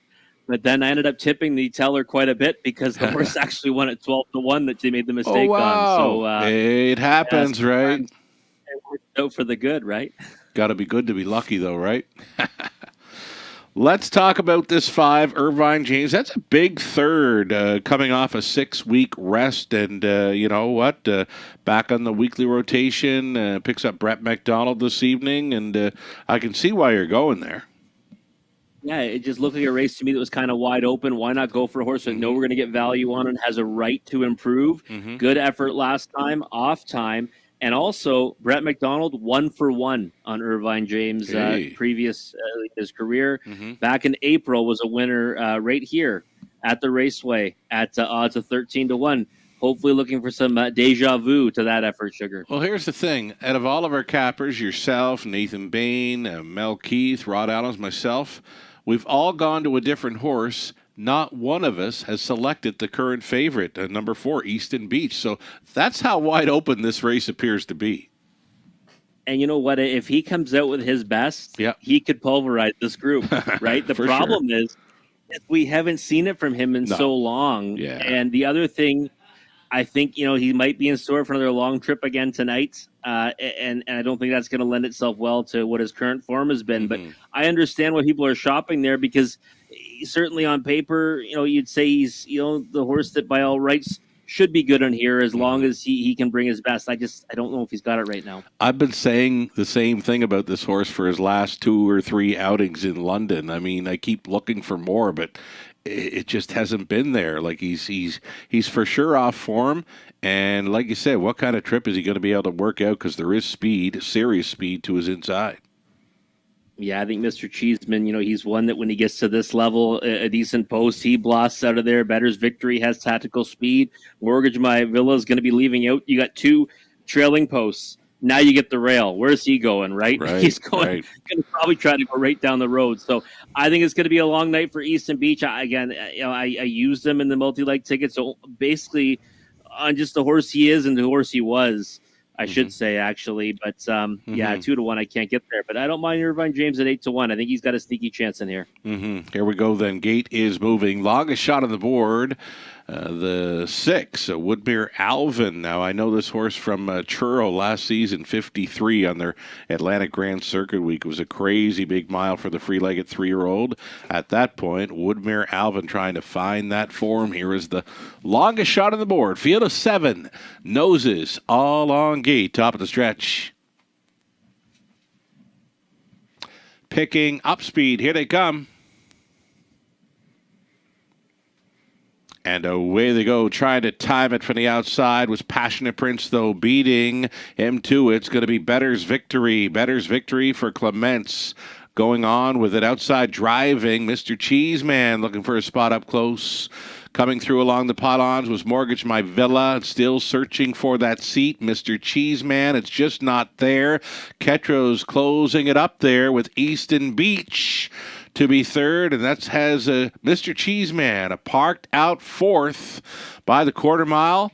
Bullet Speed here with the early going, 27-2. Better's Victory marching here. Clements for Kerr. Second best, Mortgage My Villa. It's Easton Beach with a decision to make here in third. Coming off the pylons from 5th, that was Passionate Prince. That did force the hand of Easton Beach. He's going to be first up for a long ways in this one. It's going to be 4 in. It's going to be 3 out with 1 lap to go in the 4th. Better's Victory still going forward here on the wheel and challenging Easton Beach inside. Traveling third is a Mortgage My Villa, gapping slightly on the cover. Passionate Prince still holding 4th then is Mr. Cheeseman. A Bear Reed 6th. For Irvine James, appears to have all kinds of pace there, and 3 deep off the back end is going to be the free-legged pacer, Woodmere Alvin. 57-4, halftime. Better's Victory. Clements sitting chilly here on by 3/4. 127 flat, 29-1 through the third. Better's Victory being asked now, trying to turn away the challenger, Easton Beach. Along the inside to be third, Mortgage My Villa, and from way back, Irvine James. He found some room, but it could be too late. Into the stretch. Better's Victory trying to come on through if the room is there. Mortgage My Villa. Mortgage My Villa, though, way inside. Here is Passionate Prince to win for Sorry here at a juicy 9-2. It got real tight for second. Irvine James was coming late, and then you had your front 2 that were inside and maybe hooking up. Mortgage My Villa, Better's Victory. 157-1, and likely a judge's inquiry involves the stretch drive.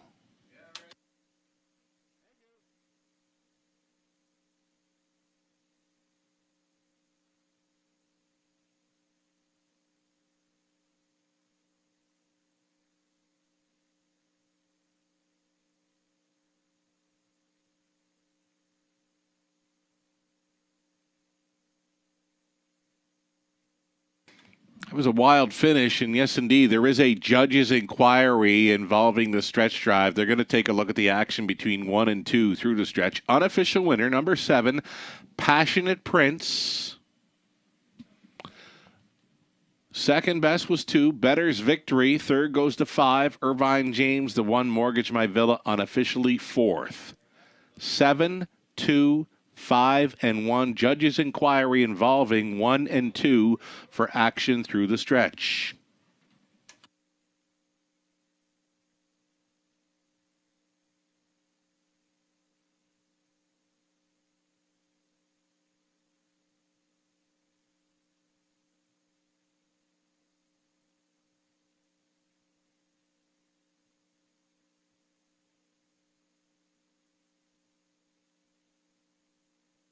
Returning for a winner's circle photo, Passionate Prince.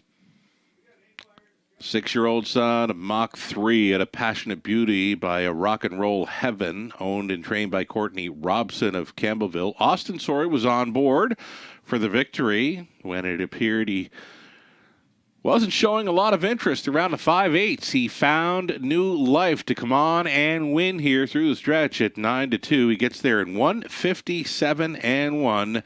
Passionate Prince with the mild upset in race number 4. And again, we're still under the judge's inquiry. They will be reviewing the stretch drive with horses 1 and 2 holding all tickets till the result becomes official.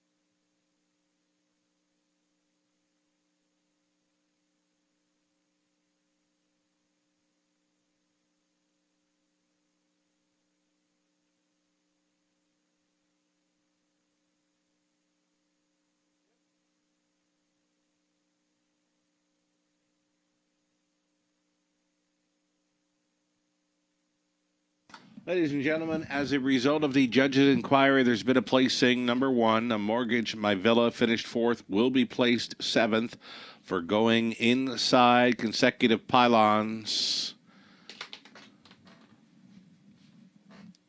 3 or more consecutive pylons, so that is the violation. 1, Mortgage My Villa, 4th placed 7th for the pylon violation through the stretch. It's going to make the new call read a 7-2-5-4.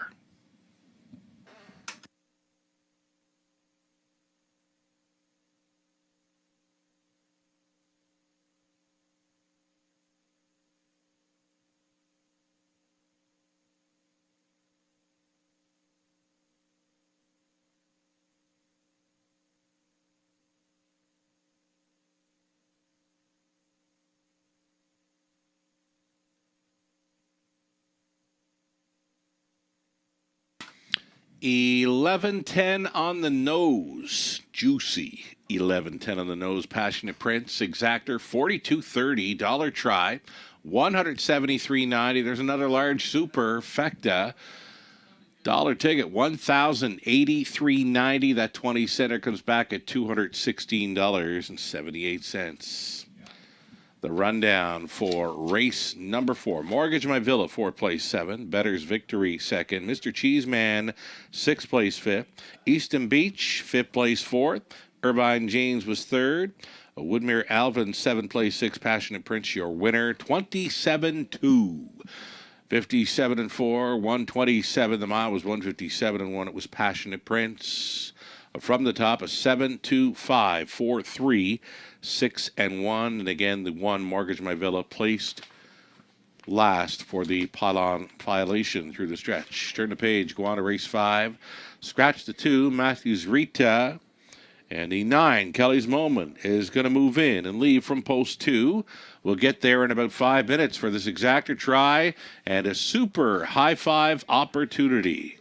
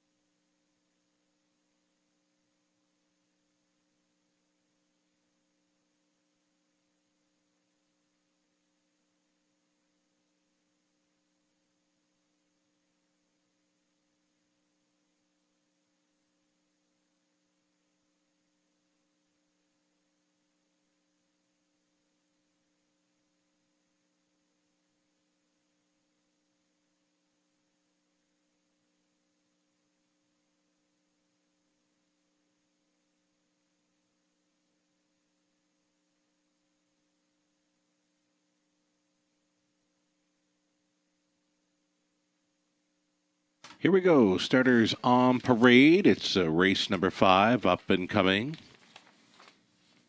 Led by the one, So You Say. Scott Ray drives for Pamela Loomis, the trainer William Kirkpatrick. 2 was scratched. A first-time starter at a post 3, Sporty Lil Vixen for Doug Wilson. Mark Horner, Mike Horner trains and drives.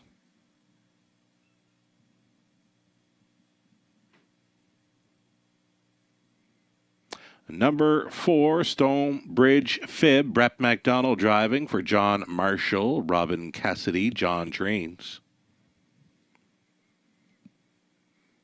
And then the 5, Sporty Miss B. It's the second career outing for this sports writer filly for Kim McNiven, Tom Broadhurst.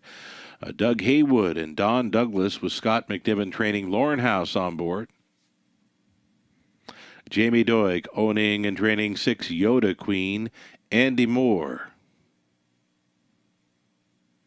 Outside chance for 7, Macaloo for Don and Heather McGregor. Trainers Peter Core, the driver Garrett Rooney.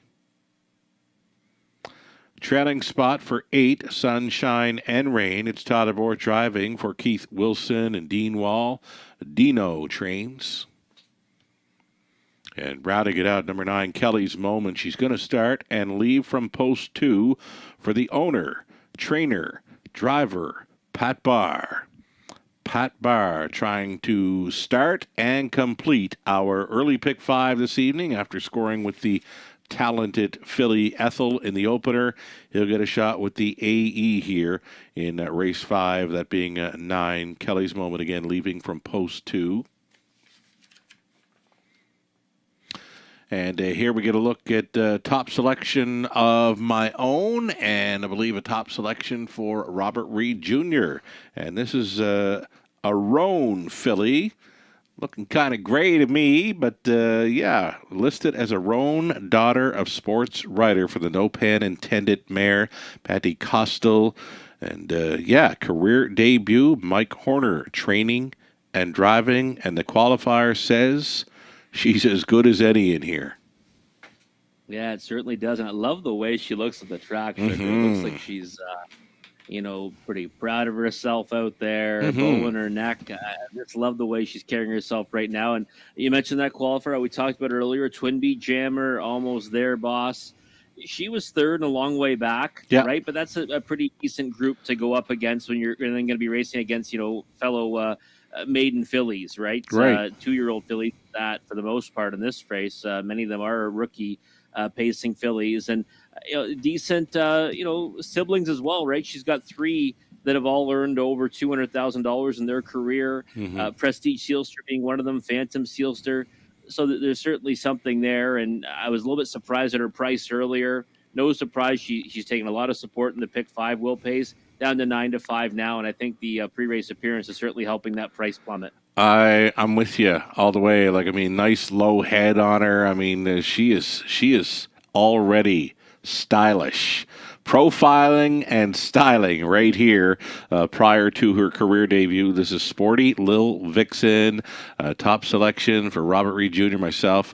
She's at 9-5. You know what? Her 2:01 and 3 qualifier, that's 2 and 3 seconds better than many that she's going to face in here.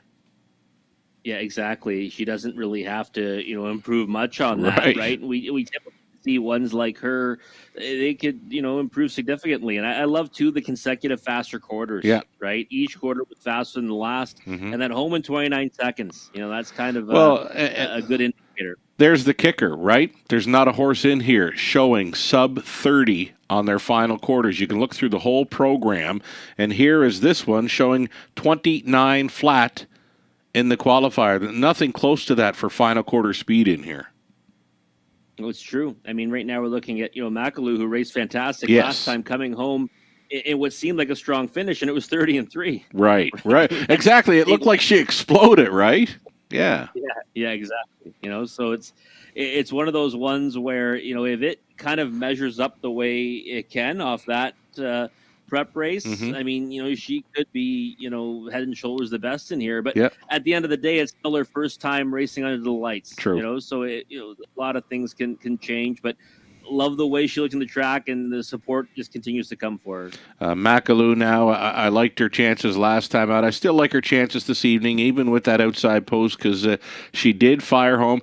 And you know what? She got lucky. It opened up for her in the late going last time out. It appeared that she could get blocked, but yep, Garrett found a way and got her home and cooled. And like I said, when she made the move, she absolutely just clicked. She did, yeah. It was one of those ones where you could see if she just kind of got that space, she would crush, and she did. And she kind of paced away from the end of it. She's out of Cheddar, came back to race pretty good tonight. So, I mean, it's one of those ones where you think that McAloo, post 7 is going to hurt their chances, obviously. Mm-hmm. But if you want to go with the horse that's already found the winner's circle, sure. You're not getting a bad price right now Mm-hmm. at 5-1. I mean, I'll never begrudge anyone that bets winners against horses that have never done that before. How about the 8, Sunshine and Rain? Tough spot to win from here in London lately. It is, and I thought this horse would be value. That's why Sure. I put this horse in my top 3, thinking we'll get a price on the bottom end of the trifecta. She's 7-2. I mean, to me, that's just way too much support for Sunshine and Rain. I thought that she's been racing okay, but yeah, the number is too short on the board for me right now. Who is the best number on the board in your mind going postward? I wanted to say Kelly's Moment, but she's taking a lot of support as well. Right, I would 5-1, probably say that. McAloo down to 5-2. Kelly's Moment was the horse I was liking just for value. 6-1. I'd probably go in that direction. All righty, here we go. It's the 5th race, Super High Five Play. Moving in behind the gate, we've got So You Say, then Kelly's Moment, a Sporty Lil Vixen out for her career debut, a Stonebridge Fib, then Sporty Miss B, Yoda Queen, McAloo, back tearing it, Sunshine and Rain. Who do you like? Even money now on the Roan Sports Rider Miss, Sporty Lil Vixen Pacers. Pickup speed. Here they come.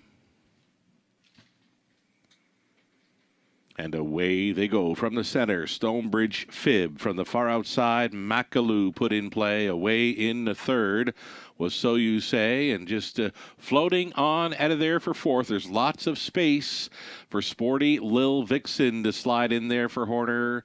Through the opening turn they travel. And it's Stonebridge Fib on top, though McAloo still going forward here. And McAloo at 5-2 grabs control. Second best now, Stonebridge Fib traveling in third. Tight lines there. Ray with the So You Say. All alone in 4th. Sporty Lil Vixen. Next in line to be 5th with Sunshine and Rain. Well gapped out here, the starters. Sporty Miss B is in 6th. 7th is Yoda Queen. And the earliest trailer, that was Kelly's Moment. 28-3. That's a quick opening quarter for this group. McAloo is loose up front for Rooney. McAloo out there by 3.5 lengths, not keeping up. Stonebridge Fib. Here's the first timer, Sporty Lil Vixen underway. Sporty Lil Vixen stepping into action now, following a half of a minute and 2/5. McAloo, the 2-year-old daughter of Art Speak, still fronting here with 3/8 left to go. Sporty Lil Vixen continues to grind her way into it now. She's second best and clearly second. Racing on down the backstretch, Stonebridge Fib is now in third and fights on for that show spot against Sunshine and Rain. Out of the backfield, Sporty Miss B with some nice late pace. On by 3/4, 1:31-1. McAloo still doing good things here. Still coming. Sporty Lil Vixen on to take third with Sunshine and Rain. And a big move off the back end. Yoda Queen challenges for the superfecta spot into the stretch. McAloo all in. Here's Sporty Lil Vixen. Sporty Lil Vixen in her first career start. It's a winning one. Mike Horner on board. They were sprinting pretty good through that final 8th. McAloo, second best. Yoda Queen from way back came on to be third, and 4th going to Sporty Miss B. So there you have it. A sparkling debut. Sporty Lil Vixen here at 4-5, winning in 2:01-1. McAloo second best, and the big circle for next time goes to 6. Yoda Queen.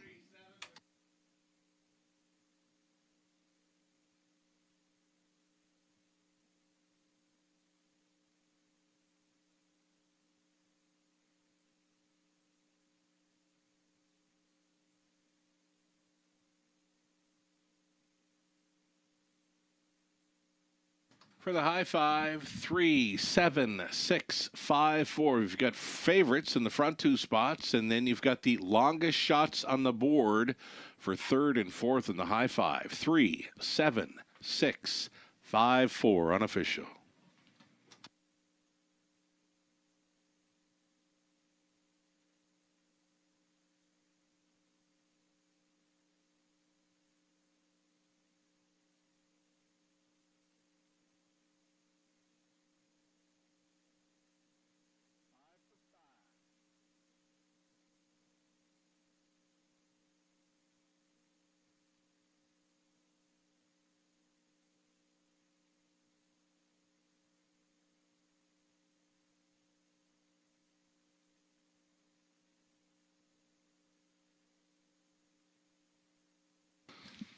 Isn't she a doll? It's number 3, Sporty Lil Vixen, coming back after capturing her career debut. She's a 3-year-old roan filly by Sports Writer from the No Pan Intended mare, Patty Costal. Bred by Sealster Farms, Inc. of Lucan, along with Mark and Stephanie Horner. A Mark on the ownership line now with Doug Wilson. Mike Horner training and driving this great-looking filly to her first career victory in her first career start. 201-1. Sporty Lil Vixen. We'll look forward to seeing her next go around this Forest City Oval. Congratulations.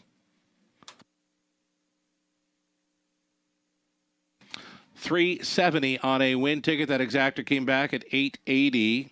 Dollar try, $86.90. The pick 4 on to the 5th race. Dollar ticket, $98.85. The pick 5, 20 center, $27.20. Pick 3, $8.49. Here's where it gets interesting. Here's where it gets crazy. The favorites are first and second. The 20-cent high five comes back at $2,389.91. Incredibly insane payout on the high five. The favorites are 1-2. Almost $2,400 back on the high five for 20 cents. The rundown up next. Stand by.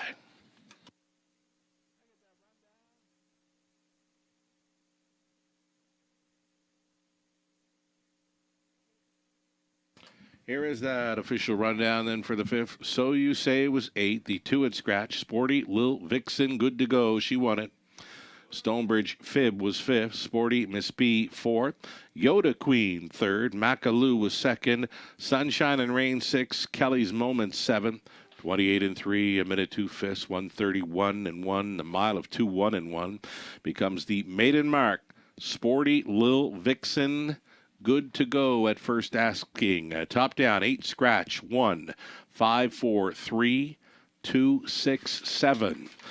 It's time now for the back half of this Tuesday night program. Race 6, up and coming, begins a late pick 5, $5,000 guaranteed pool. Exactor try, superfecta. We're just 5 minutes away from the late pick 5. How about the win photo? Yeah, a couple of nice fillies showing up first and second. They were way ahead of the rest. Again, that high five, craziest payout I've seen in a long time here in London. Heavy favorites, 1-2, just shy of $2,400 on the 20-cent high five. Crazy.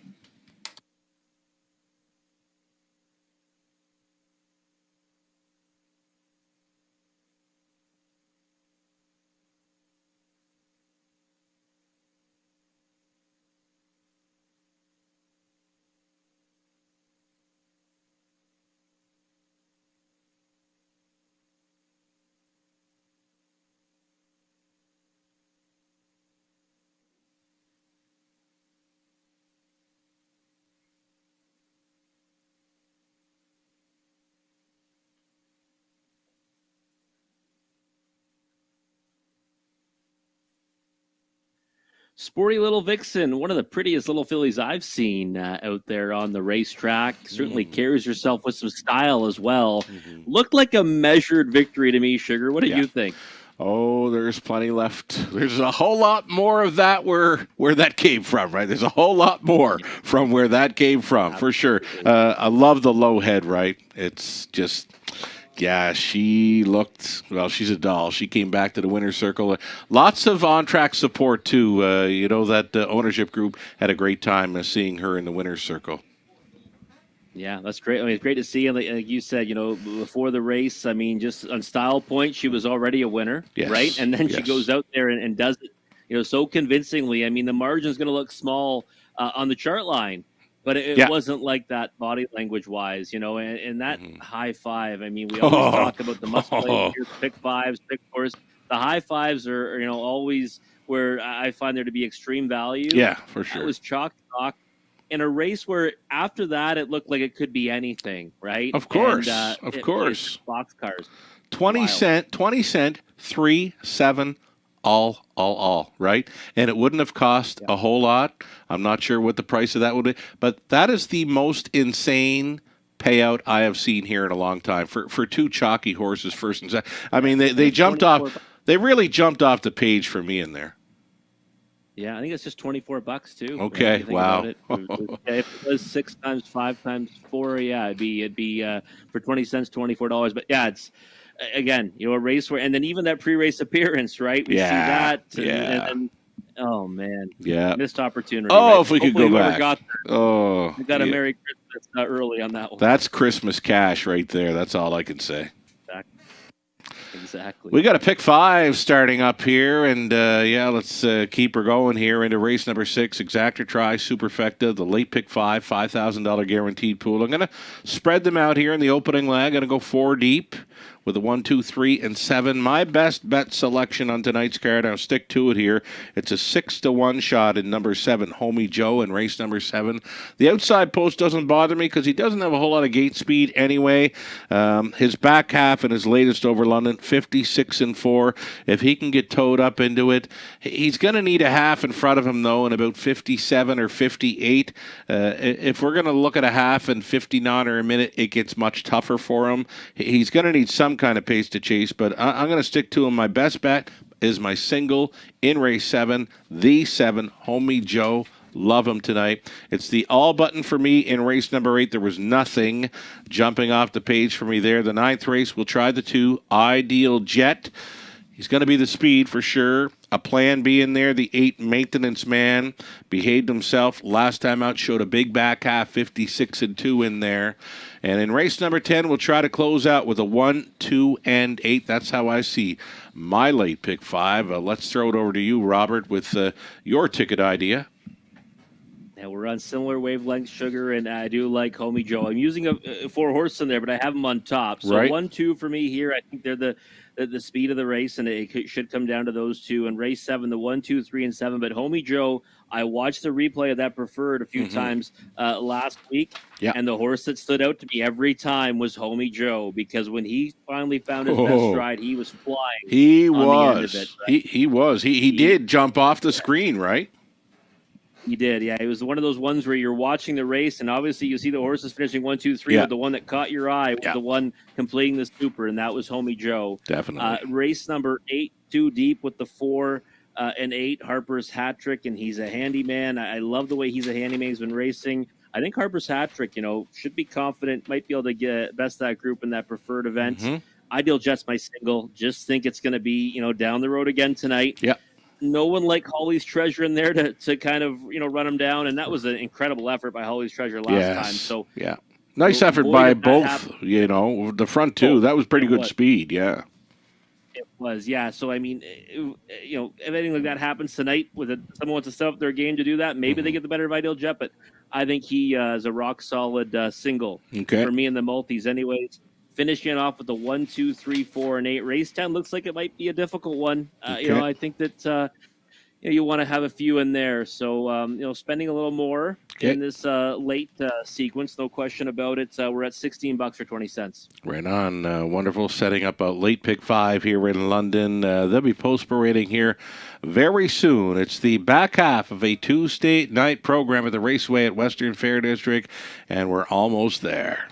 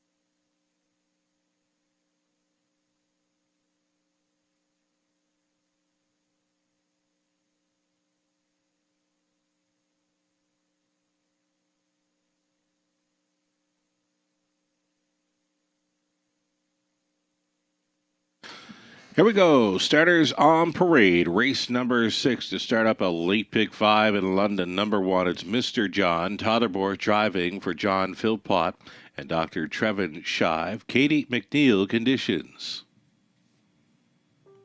Michel Attard along with Jean Allaire and Brett Lester on the ownership line for 2 Gringo Star. Brett training. Colin Kelly. Slick and Sporty, number 3. Garrett Rooney Pollitz for Dave and Nathan Bain. Dave trains. Carol Voyer along with Bruce Tremblay share the ownership on 4. Sir A with Carol. Training and driving. John Bell owning 5. Major on the beach. Ryan DeRoche on board for trainer Dane Pearson. Then it's the 6 Ally Flight. Scott Coulter Pollitz for owner-trainer Terry Gallant.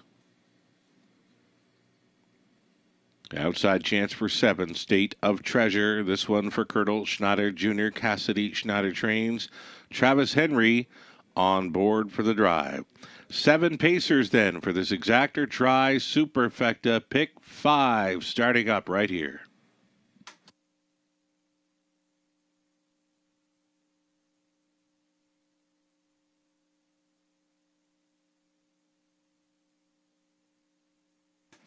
Going to a top selection here for Robert Reed Jr. And it's the one, Mr. John. Mr. John, as we go well up and over that $5,000 guaranteed pool already. Another nice pot to chase after in a pick 5 play. Mr. John, rail advantage, speed, threat. Totterborth back on board for trainer Katie McNeil. And he looks all right, nice and relaxed. I know he's been hot a few times here out of a post parade, but he's looking very calm, cool, and collected here. He is, yeah. He looks good on the track right now. And a horse, Sugar, that, he's won 2 of his last 4, with both those victories being here. No worse than second his last 3 here at the Raceway. I thought it was a real good effort, actually, at Mohawk Park last time. Ended up being overland for, quite a bit of the mile. Ended up finishing 3rd to Belichick. And that win last time here, if you remember, had post 7 initially. Some scratches brought him down to post 5. And he was launched off the gate right to the lead. And there was no looking back at that point. Mr. John in good form right now. Rail control should be pushing out of there. I think he's the one to catch. Gringo Star, though, has a lot of speed right to the right of him. It should be those 2 lining up, right? And then it's kind of just pick which one you think can get to the wire first. And for me, it's Mr. John.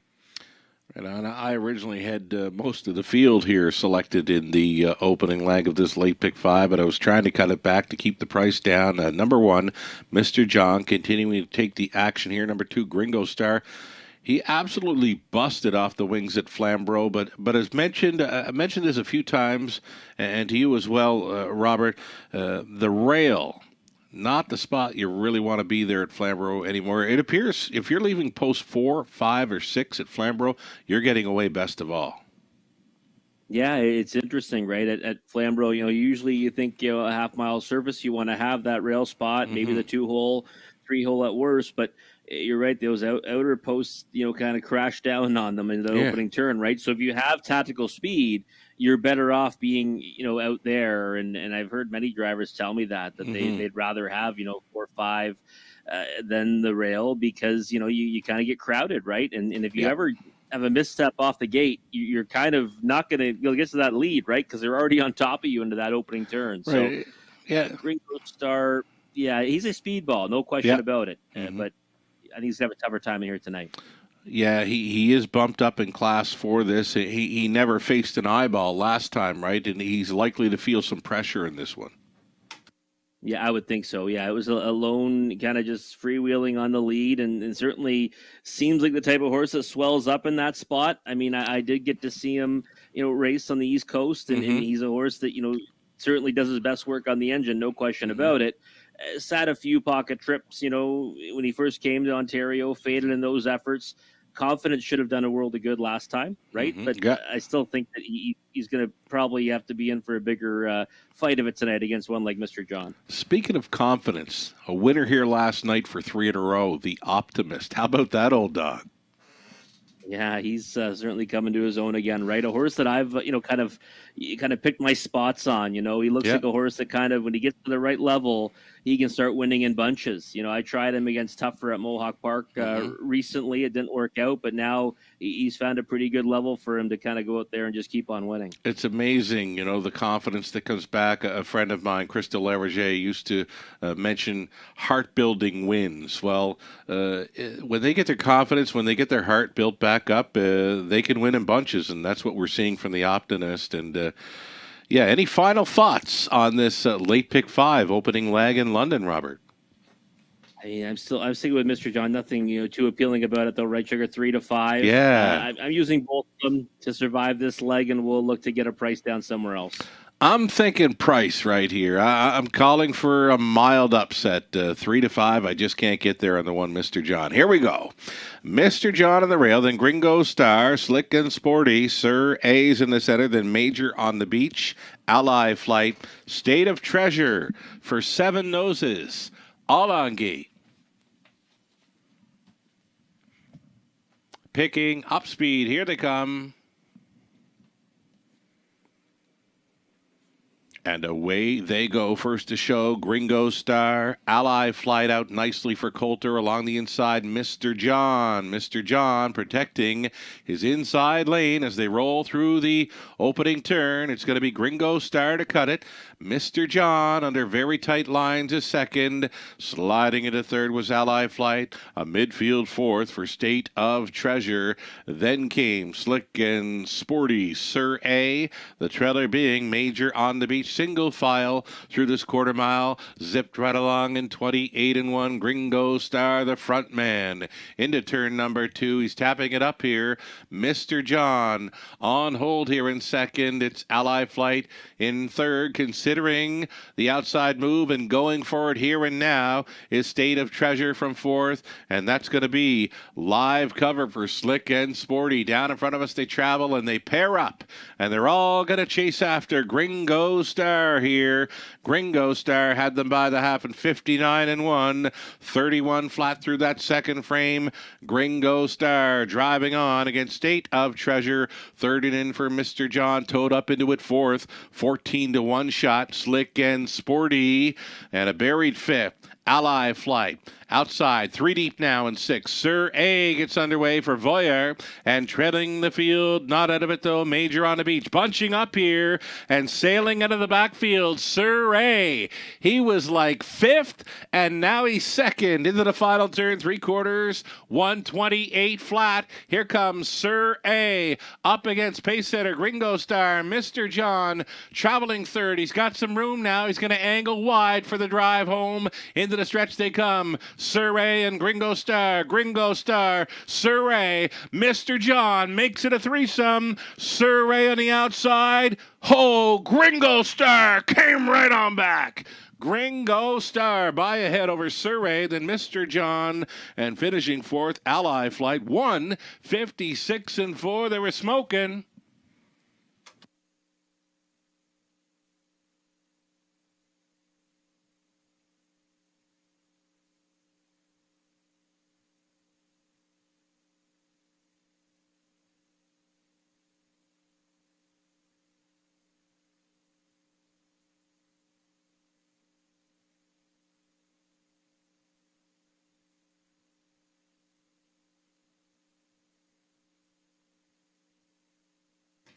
It's the 2, Gringo Star, coming back on to win it. Over 4, Sir A. Then the 1, Mr. John, and 6, Ally Flight. 2, 4, 1, 6, unofficial.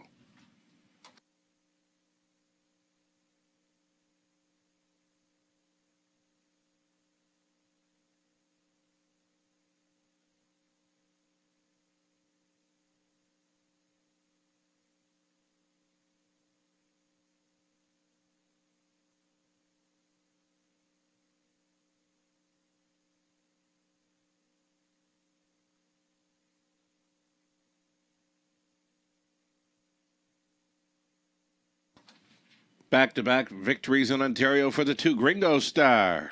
December 11th, Flamborough. And right here in London tonight, Gringo Star wires them up in a sharp 156 and 4. Huge back half to take on all comers in the late going. The 7-year-old son of Western Paradise out of solid 4-star by 4-star Shark, owned by Michelle Latta, Jean Allaire, Brett Lester, Brett Trains, Colin Kelly on board for this victory. Bred and Prince Edward Island by Allison Ramsey, that is. Ralph Sweet campaigned this one over the last bit down around Prince Edward Island way. Shout out to Ralph Sweet. This is Gringo Star on top all the way to win in 156 and 4. Congratulations. He paid $12.40. Mild upset. Winner, right? Exactor $98.30. Dollar try $85.90. The super for $1.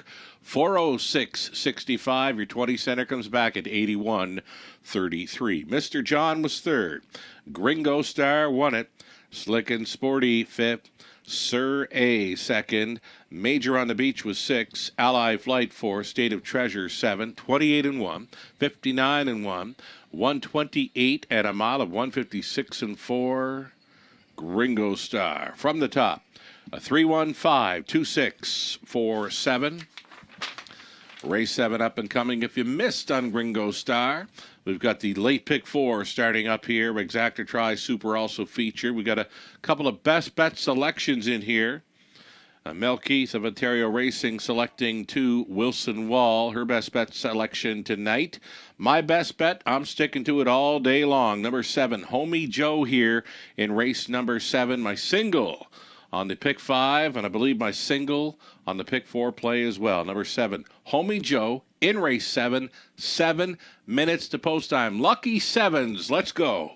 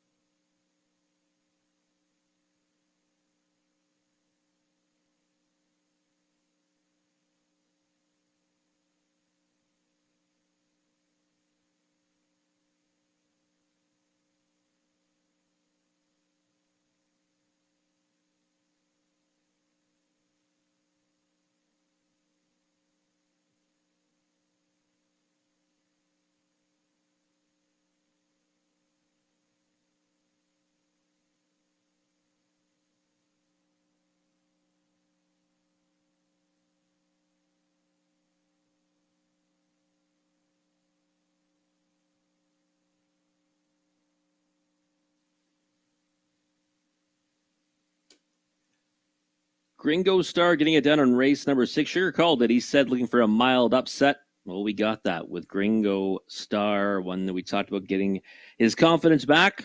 And he went out there and nice gritty effort there from Gringo Star at 5-1. Time for the late pick 4 guaranteed pool, $5,000. And there's Sugar's ticket. He just joined me here. So Sugar, I'll let you break it down. Any thoughts on Gringo Star? Well, I didn't see that coming. I saw him cutting it out. I never would have thought he would have come back. He was beat halfway down the stretch. I mean, Surrey was by at least a neck. I didn't see Gringo Star coming back to him, and that's a gutsy performance. And a quick mile, 56-4 over London. Yeah. I mean, Ralph Sweet, a friend of mine from Prince Edward Island, did a great job with this horse down east. And here he is in Ontario, and 2 in a row now, both gate to wire. And that tonight, we talk about heart-building wins, right? That's exactly what we saw right there. That horse has confidence again.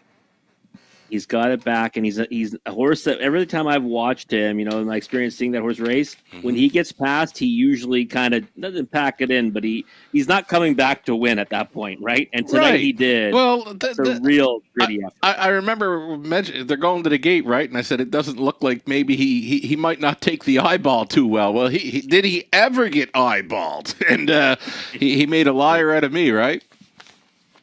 Absolutely. Right on. Okay.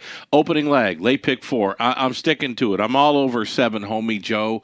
I've made him my best bet selection on the card. I saw 6-1 in the morning line, and like you said, he popped off the screen in that last race replay where he closed up to finish 4th against the likes of Beach and Lindy. He's a handyman and Night Watchman. It's a tough post, but I'm not worried about it. He doesn't have a whole lot of gate speed anyway. I don't want him inside in here. I want him rolling off the back end, but I want him to follow a quick enough half to get up there in the late going. So, Homie Joe, all over this one. It's the all button for me in race 8. Nothing jumping off the page. Race number 9, we both like the chances for 2, Ideal Jet. My plan B in there is number 8, Maintenance Man. Huge back half in his latest. All he has to do is mind his manners to be a factor in there. And in race number 10, 1, 2, and 8, Serial Killer, Shaking My Peaches, Gascoigne Sunday. Loved this horse last time out. He added Lasix, and it showed. He come on for the win at a huge price. You're not going to get 23-1 tonight, but you still should do all right. It's that trailing spot that just seems to not be doing any favors to our starters here in London in recent races. Robert Reed Jr., your ticket idea. Let's go.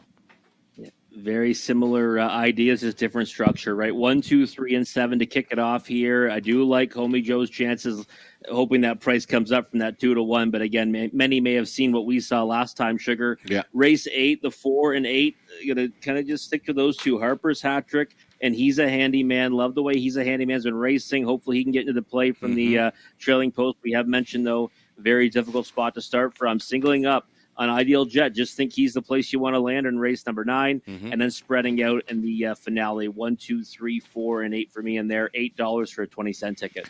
Here's an idea. Let's key up my 7, Homie Joe.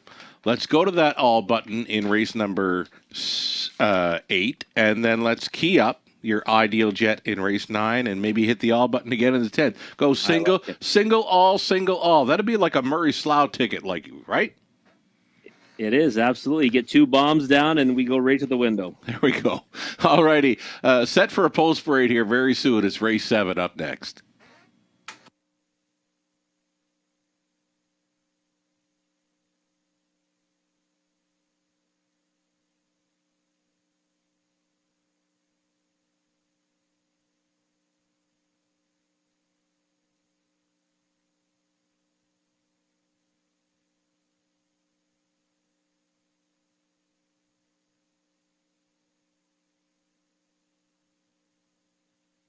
Here we go. Starters on track for race number 7, opening leg of a late pick 4 in London. Looking at a heavy favorite here at number 1, Night Watchman.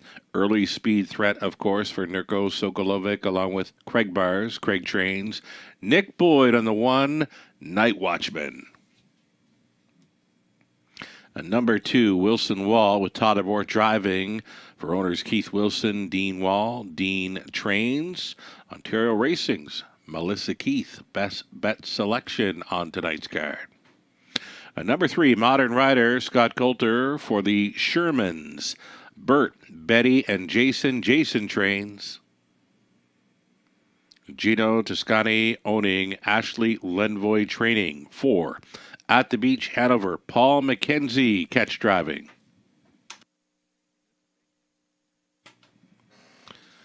Then we've got a 5, Carson Shadow here. Carson Shadow, it's owned by Dave Carson, trained by Vicky Gregg, Louis Gregg on board. The open bridle for 5, Carson Shadow tonight. Number 6, it'll be Chappie's Boy for owner, trainer, breeder Paul Chapman, reuniting with driver Lorne House. 7 outside, it's Homie Joe, Angus McCory, along with Mark McCory, sharing ownership with Mark Training. Brett McDonald on board. My best bet selection on tonight's card. I'm sticking to it. And then there was the 8, Easy Flyer. This one for Colonel Schneider Jr., the trainers Cassidy Schneider, a driver, Travis Henry. 8-horse field on the pace. Exactor Try Super, a late pick 4 in London. A $17,000 plus pick 5 pool live money into leg 2, $2,651 after the gutsy winning effort by Gringo Star in race 6. Here is a look at McKenzie aboard the 4 At the Beach, Hanover for Toscani and Lenvoy.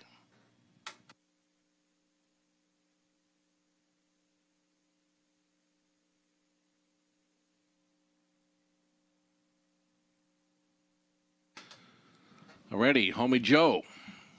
I got him on top. I got him singled. I got him as my best bet. You're on board as well with a top selection in the 7 Homie Joe, and we've mentioned it a few times already. He certainly popped off the screen when rushing and brushing for his 4th place finish. He was in against some very nice horses, too. I mean, Beach and Lindy, who always gets home well. Well, Homie Joe was getting home best of all last time out. Yeah, he was, like you said, it jumped off the page at you, right? You're watching it at replay, and he was flying, angling out too, kind of angling out as he's flying home. And I just looked at it and said, okay, well, that's what I have to come back to. And then I said, well, wait a second, it's not even back in the preferred, right? And this is in an upper condition class now, so even really a better spot for Homie Joe. And like you said, post 7, not really a factor for this horse. Right. I mean, he's been a horse that we've seen some tactical speed once or twice from, but he's always been a closing type, right? Always one that you're kind of holding your breath, waiting for him to make his move and hoping he can kind of get there in time. And I think this looks like a good spot for him tonight. That's why he's getting bet down to 5-2.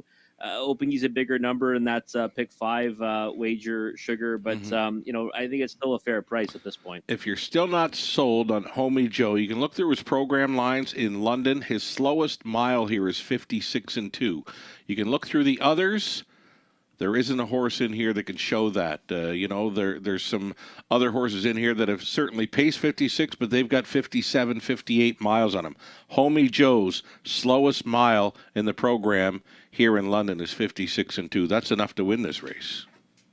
Oh, for sure it is. No question about it. And the price right now, 5-2, that's the number you'd be looking to get, right? By the way, just real quick, Sugar, got to give you a shout out. It's like a pitcher throwing a no-hitter.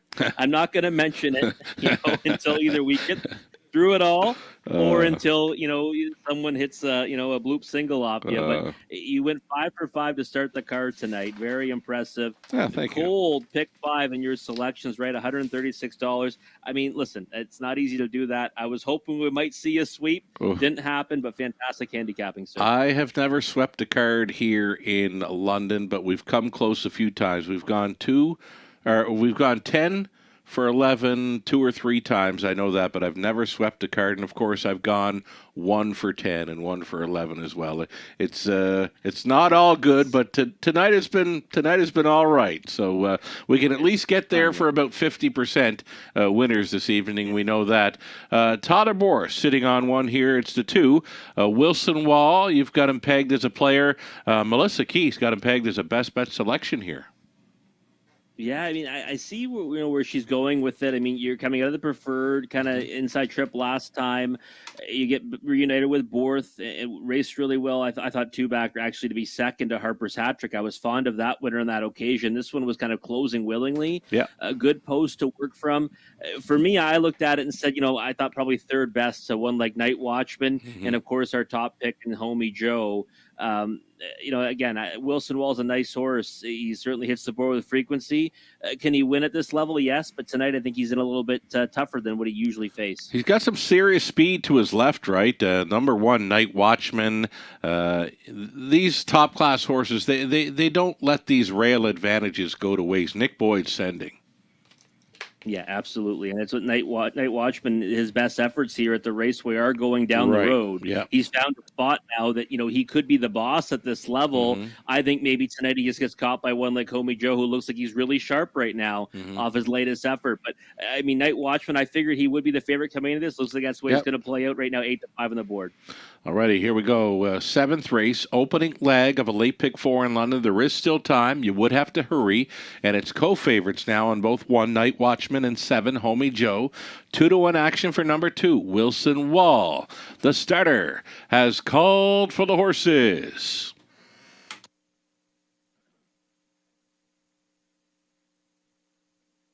Gates moving.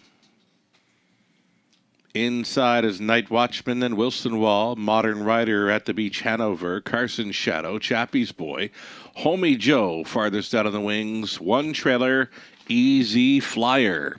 8 starters, top of the stretch.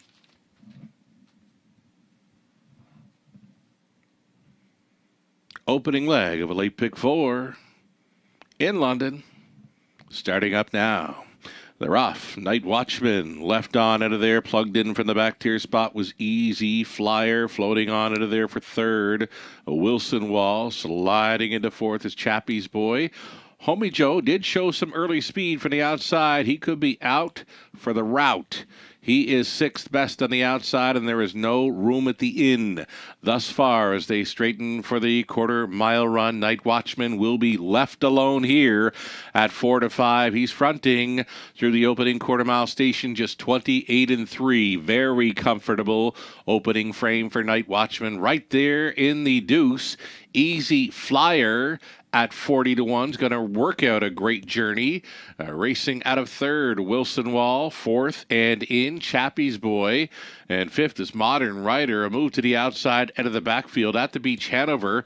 Homie Joe locked and blocked here approaching the half mile. No room to get out now for Homie Joe. And a trail in the field, Carson Shadow, 58-4. 30-1, second quarter breather for the leader. And that might do it. Night Watchman drives on here with 3/8 left to go for Nick Boyd. Second best continues to be Easy Flyer. Out there in 3rd, though stalling was Chappie's Boy. And along the inside 4th, we've got Wilson Wall, 5th and wide. Modern Rider, mired in traffic. Homie Joe in behind a wall and nowhere to go. 1:26-4, 28 flat. Through the 3rd, Night Watchman still good to go here. Chased up at a 2nd is Easy Flyer. Wilson Wall holding down 3rd. Homie Joe does find room, but it's way too late. Night Watchman almost there. Easy Flyer 2nd. Lights out, Night Watchman.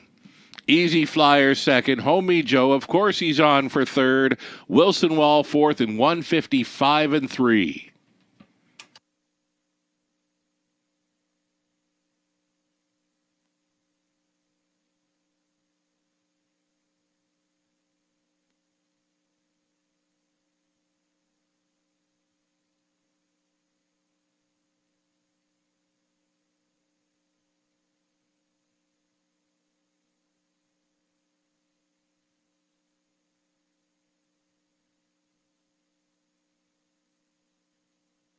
It's the one Night Watchman on top all the way here to score at 4-5. Easy Flyer second best at 40-1. Homie Joe flying late to be third and finish fourth. Number 2 Wilson Wall. It's a 1-8-7-2 top 4 unofficial.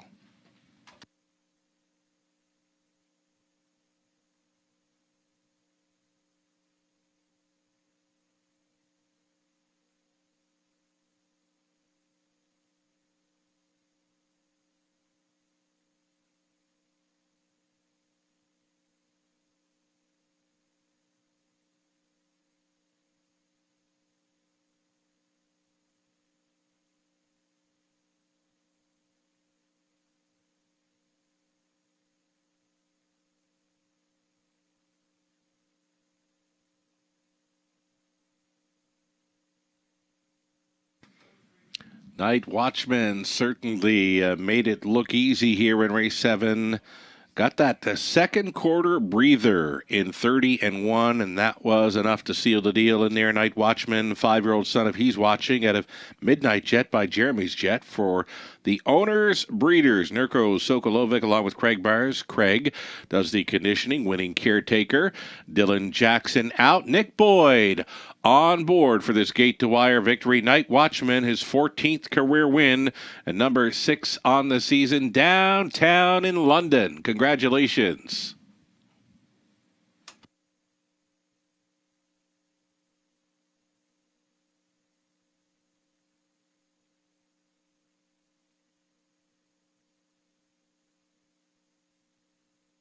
Night Watchman 360, Exactor 84.80. That dollar try 189 even. The Super for $1, 554.40. 20 center is worth $110.88.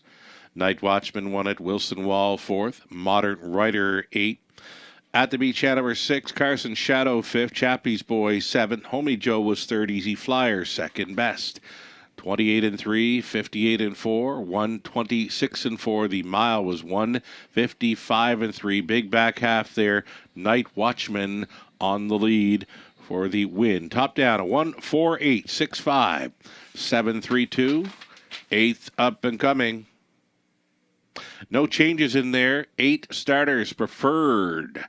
$13,000 purse up for grabs. Exacta try Super. It's a pick 3. Final pick 3 opportunity tonight. 10 minutes to think about it.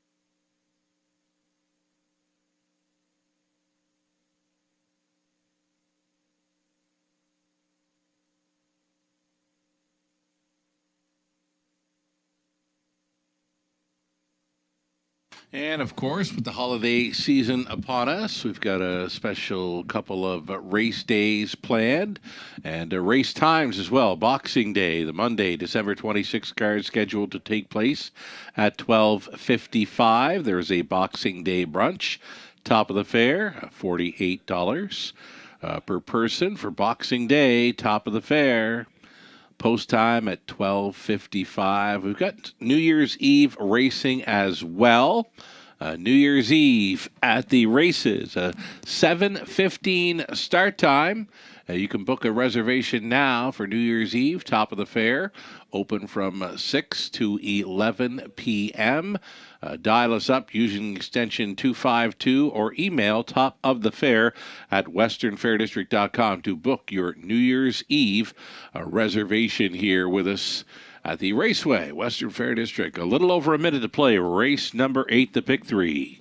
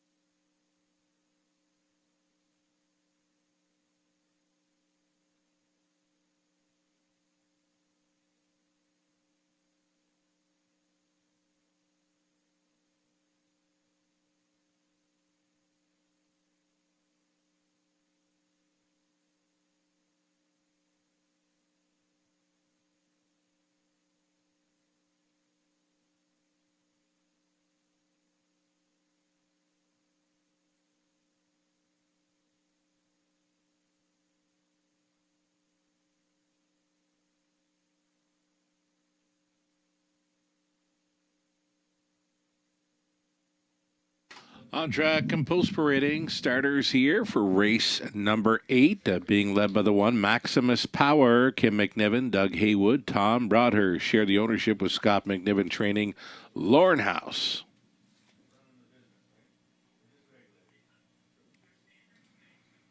Number 2, Real Wicked. Michelle Sherman, Mart West Racing Stable, Dave Simpson, Gary Anderson. They're all on the ownership line. Michelle trains. Tyler Borth reuniting here. Number 3, Better's Dream. Dan Clements on board for Kyle Stretch. Another win for trainer Michelle Sherman. current favorite, number 4, Harper's Hat Trick. It's Travis Henry on board for Chris Haskell, along with Grant Shelton. Chris training, Travis Henry on 4. None Ya Business 5, Garrett Rooney going back on here for Mary and Leonard Christopher. Kevin Botts trains. Sea Laird, number 6, Paul McKenzie Pottits for Stacy Smith Robinson. This one conditioned by Terry Gallant. 7 outside, Kenny Joe, owned and trained by Kevin Gillis. Scott Coulter. And a trail out, number 8, He's a Handy Man, Mark Horner owning. It's Mike Horner training and driving after scoring with that real nice filly in race number 5 this evening. A sporty Lil Vixen, nice little roan sports rider filly, won her career debut. The Horners are back with 8. He's a Handyman here in race number 8. It's a preferred event, $13,000 purse up for grabs. And right now, getting a look at a top selection for Robert Reed Jr. in Harper's Hat Trick. And how about the early Respect Night Watchman picked up in race number 7? I mean, nothing was leaving against that horse. Nick certainly, the ball was in his court in the very early going, right? Yeah, you said it in the race call, Sugar. When the half flashed up, it was race over. It really was. I mean, our top pick, Homie Joe, ended up in a real rough spot. No question about it. He had no chance from where he was. We'll put a circle on him for next time. Oh, for sure. But Night Watch is the kind of horse that, get those kind of fractions, classy veteran, he's going to close it out every single time. That's the thing. When you get a real nice horse with back class on the lead, any kind of breather really spells lights out for the rest of them. And when that half flashed up, that was it. Night Watchman, very nice cagey drive by Nick Boyd, and we'll see him again in race number 9 aboard Ideal Jet, trying to double up for the connections. We've got race number 8 up next, and we're getting a look right now at Real Wicked. I posted last night, Todd Borth reunites here, picked up his 1,000th career victory with this Warrior this time last season. Going into the night, 55th start since that occasion. He's in to go for his 52 starts on the season 2022. This is likely the Iron Horse of Ontario. I'm not sure there's another one with more than 50 starts in Ontario racing right now. I can't imagine. And you took the words out of my mouth. I was going to say, Real Wicked, definitely an Iron Horse, in my opinion, whether he has that or not. 9 victories, 8 seconds, 7 thirds. That's on the paper. But, the Raceway, 4 victories out of 9 tries this year. 8 on the board finishes, and no worse than 4th in any of those 9 efforts. Wow. So not only has he had a fantastic season again, in a pretty good career, he's also done great things here at the Raceway. So I think he's a horse that deserves a pretty big shout out. And sure. Even though he's got a race at this preferred level, he's not out of place in here. You know what I mean? He certainly looks like he's a player. Yeah, and the earnings this season too, right? I mean, he took a lifetime best as an 8-year-old. He's over $80,000 in earnings this season. Just incredible. And like I said, 52 starts. This is going to be start number 52 on the season. Iron Horse, Real Wicked from Post 2. A little over a minute. Let's go back to your top selection here. Harper's Hat Trick. I know you're a fan of this horse. I've been a fan. But tonight he will be facing tougher. But the 56 and 4 speed last time out shows he can go with these. Yeah, and confidence, right? We talked about it. We've seen confidence be a big thing tonight for some horses on this card. Yep. Harper's Hat Trick was a horse that, certainly obviously needed to be, freshened up, and then had a couple of efforts to, make himself feel good about himself, and then now rhymed off victories. And his latest was a good one. The one before that was against Real Soft Company. Last time he faced some better horses. This time he goes even further up the class ladder, obviously the preferred ranks. Even money is not a price I like, Sugar, but he's a horse that on his best day can get the better of this group, and I think he is, back at his best again after those last few victories. Even money right now. There is some speed to his left. There is some speed to his right. Where's he going to sit? I think he's got to, just leave and then get a spot and probably rush at them, right? That's really what he does, right? That's Harper's hat trick's name of his game. I mean, he's not really a closing type. He's going to make a move at some point early in the mile towards the lead. You want him up close. Absolutely. Here we go. It's the 8th race. Top class. Pacers here. Preferred. Maximus Power, Lauren House. Real Wicked, Tyler Borth. Better's Dream, Dan Clements. Harper's Hadrick, Travis Henry. None Your Business, Garrett Rooney. C. Laird, Paul McKenzie. Kenny Joe, Scott Coulter. Back tier. He's a handyman. Mike Corner. 16th out. Here they come.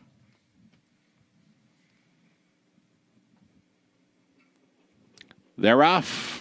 It's on. Better's Dream. First off the car. Harper's Hat-Trick in play. Up on the wide side. Travels C. Laird. And along the inside, Maximus Power is protecting his rail advantage. Bending on by the opening 8th. Harper's Hat-Trick going to the top. It's Better's Dream in second. Still outside and driving. C. Laird is into third. He's being roused up here to push on for McKenzie. C. Laird looking to grab control here at the quarter-mile marker. There in 28-1. C. Laird reaches up to take control into turn number 2. It's Harper's Hat-Trick now in second. Racing at a third, the earliest leader. Better's Dream, fourth and in for Maximus Power. Switching outside in fifth. There goes the Iron Horse. Real Wicked now put in play by Borth.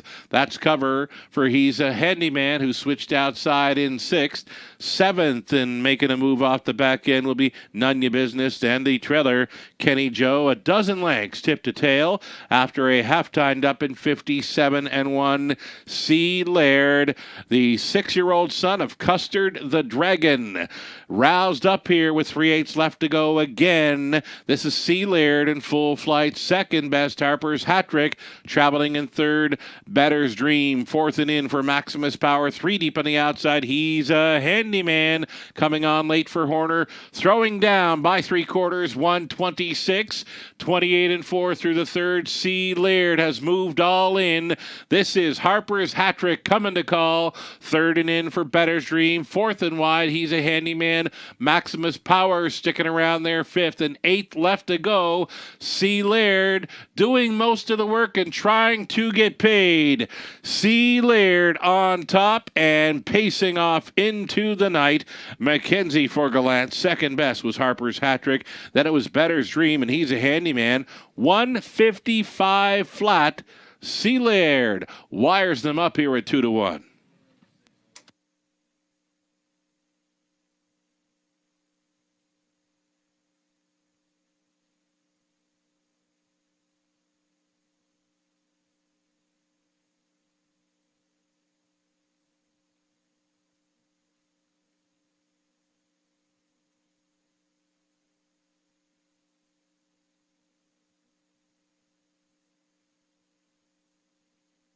That is a 6. C. Laird on top of 4. Harper's Hat-Trick, then 3. Better's Dream. And 8. He's a Handyman. 6, 4, 3, and 8 unofficial.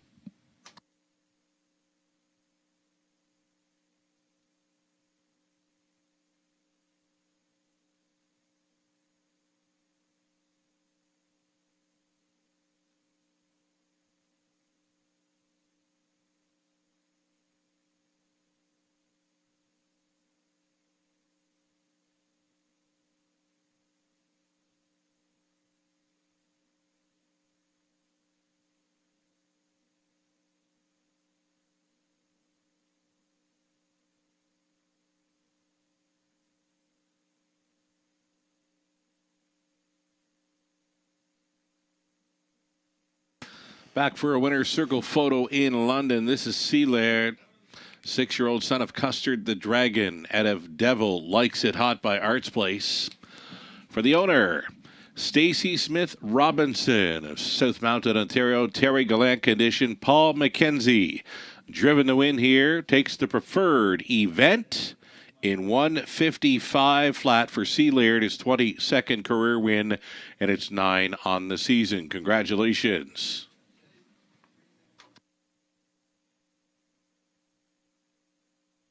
Win ticket 610, exactor 16.90, dollar try 44.95, super for a buck 171.70, the 20 center worth 34.34.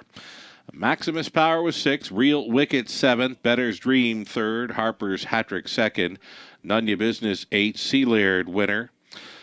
Kenny Joe was 5th. He's a handyman 4, 28-1, 57-1, 126 and a mile of 155 flat.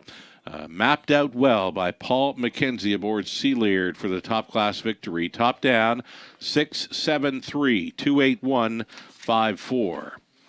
Our 9th is next. Couple of scratches in here. Take out the 3, the Lone Ranger. Take out the 6. It's Ed's Idea. A reduced field of 6 then for race number 9. Exactor try super. Late double starting up. Best bet selection here for both Robert Reed Jr., Nathan Bain. It's the 2. Ideal Jet. Expected to open up as a favorite here. 7 minutes to post time. Race 9.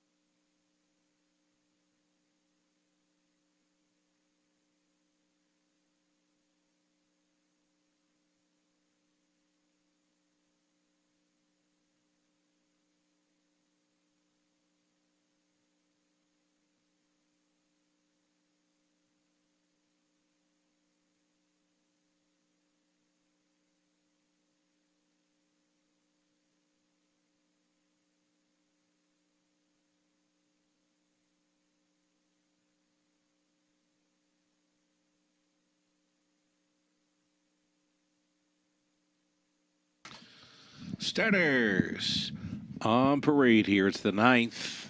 Race 9 of 10 up and coming. Exactor Try Super Late Double. Number 1, Sir Pugsley.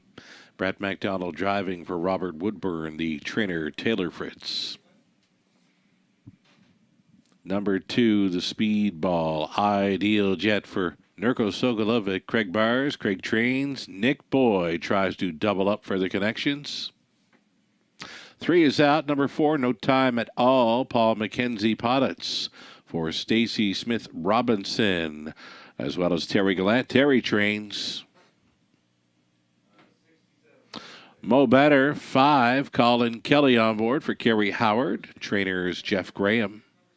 6 is out. The 7 outside for Taylor's Credit. Ryan DeRoche on board for Dane Pearson and Richard Dundas. Dane does the training. And then to trail out, number 8, Maintenance Man. It's Travis Henry driving for Colonel Schneider Jr. Cassidy Schneider does the training. This is all you, Robert Reed Jr., setting up race number 9. We got to take a short break. We'll come back and join you prior to race 9.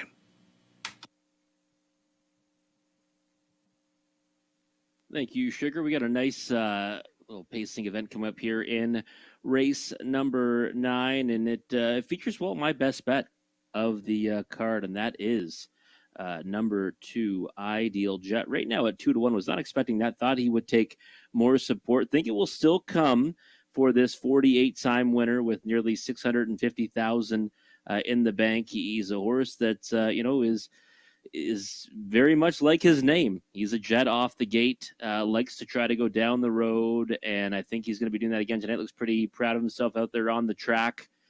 Does his best work on the engine, and no question about it, we're going to see Nick Boyd do exactly what he did with his stablemate, Night Watchman, and try to go to the front off the gates and keep on trucking. Now 9-5 on Ideal Jet.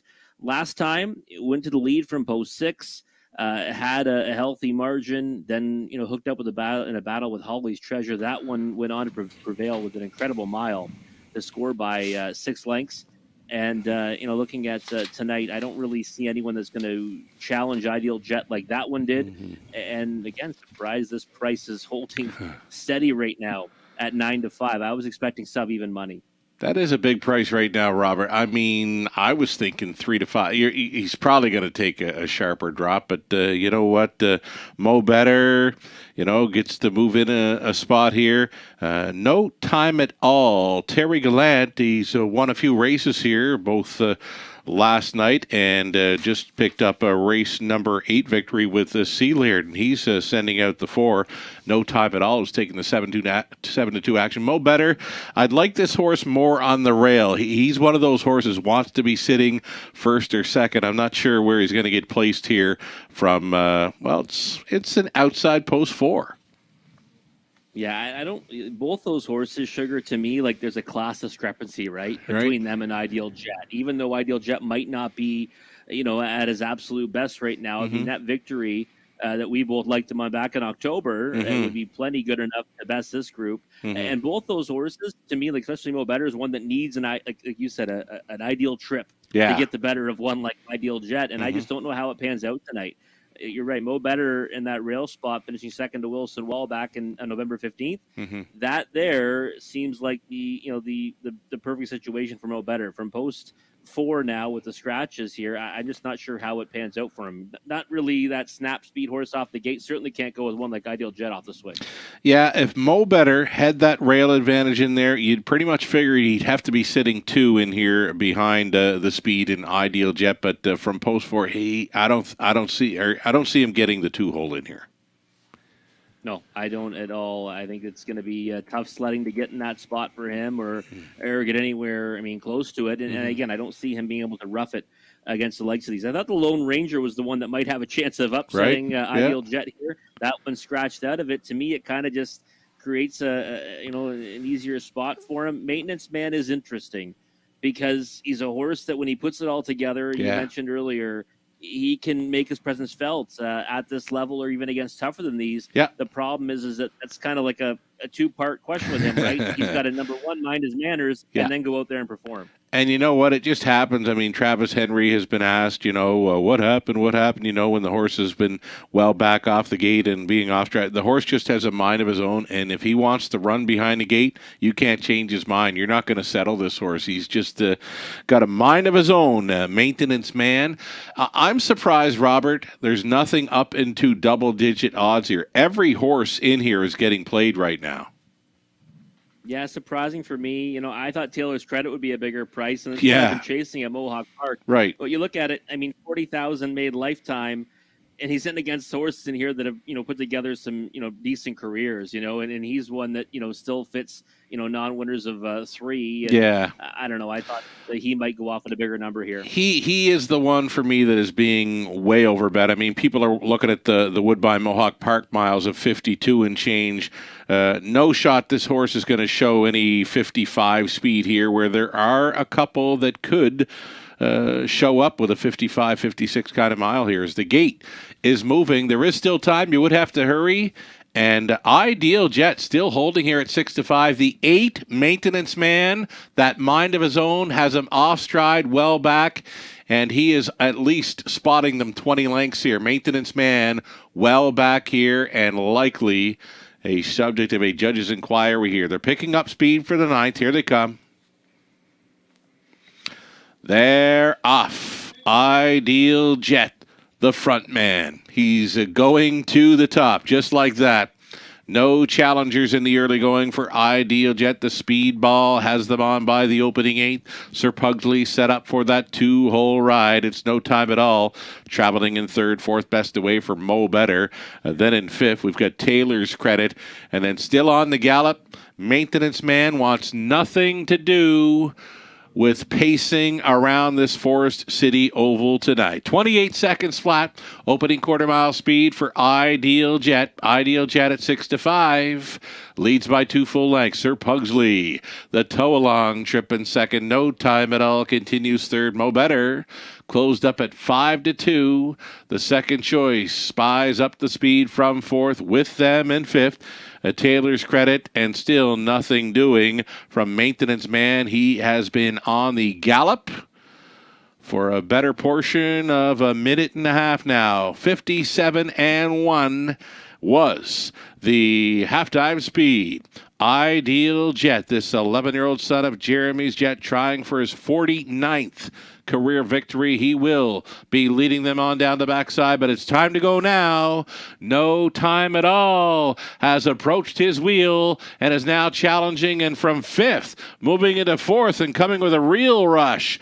Taylor's Credit up and into the far turn. 3/4 went by in 126 flat. Ideal Jet still selling it, though, trying to buy it. No time at all. And trying for the 3 wide path now. Here is Taylor's Credit. Taylor's Credit keeps on coming. Into the stretch they come. It's Ideal Jet. Here is no time at all. Here comes Taylor's Credit. No time at all. Mackenzie right back here for Gallant. Second best, Taylor's Credit. On for 3rd, Mo Better. 155-1. I guess there was a 155-1 trip in it for some here. It was no time at all.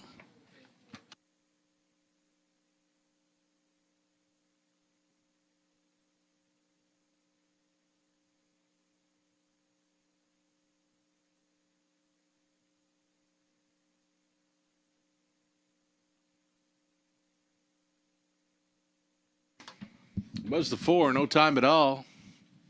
Scoring here at 3-1. Over the 7, Taylor's Credit surprised me. That was a big trip. Swooping up from 5th. Just missing in 55-1. Made a liar out of me, Taylor's Credit. On for 3rd was the 5, Mo Better, and the 2, Ideal Jet, finishing 4th. 4, 7, 5, and 2. It's unofficial.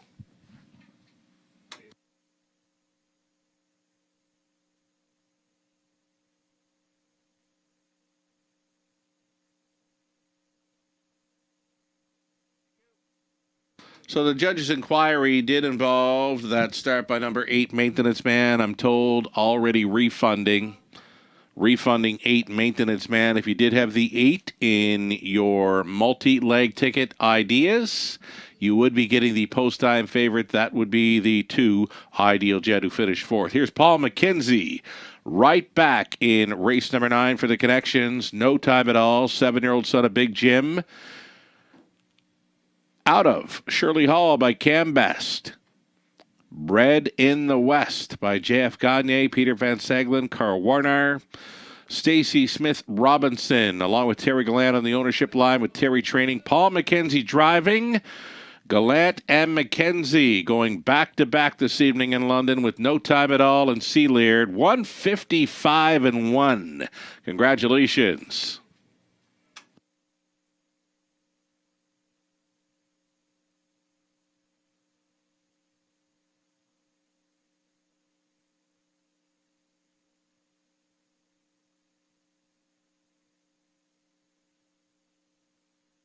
$7.30 to win. Exactor $40.80. Dollar try $49.10. The Super for $1 $74.20.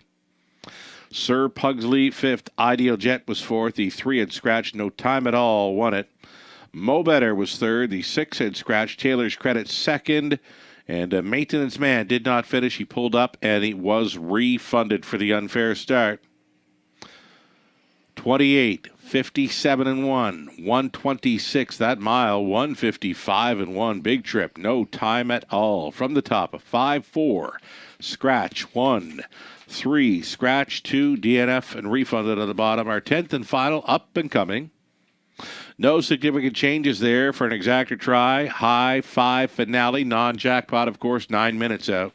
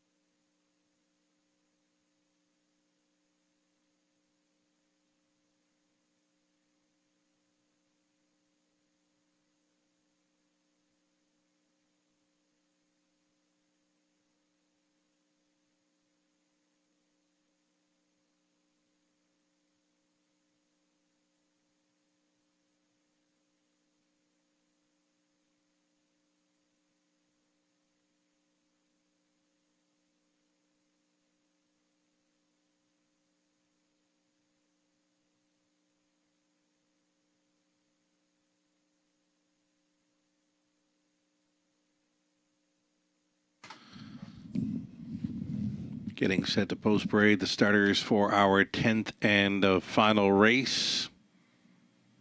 Group of Pacers for the exacta try. Super high five play. Number 1, a serial killer. It's Travis Henry on board for Mark Filion along with Don Howlett. Matthew Howlett trains. Shaking My Peaches from post 2. It's Burt Moore owning and training with Andy Moore to do the driving. Manhattan Joe at a post 3. It's Clifton Hobbs. Earl McLeod is sharing ownership with Earl Training.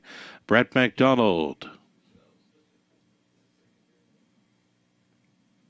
Doc Houston at a post 4. Scott Ray drives for John Gold. Jack Ray. Jack trains. Gord McKnight owning, training, driving. Number 5. Woodmere. Gaelic. Dirty Lil Piglet at a post 6. Natasha Day for Colonel Schneider Jr. The trainer is Cassidy Schneider. Outside chance for number 7. Noble Intentions in from Woodbine Mohawk Park for Nancy McGuire. Cliff McGuire trains Totterborth. And the trailing spot for 8. Gascoigne Sunday. Second time Lasix in off the win for Murray Graham MacDonald. Rachel Andrew trains. Austin Sori aboard for the drive. 8 Pacers then for this exacta try super high five finale.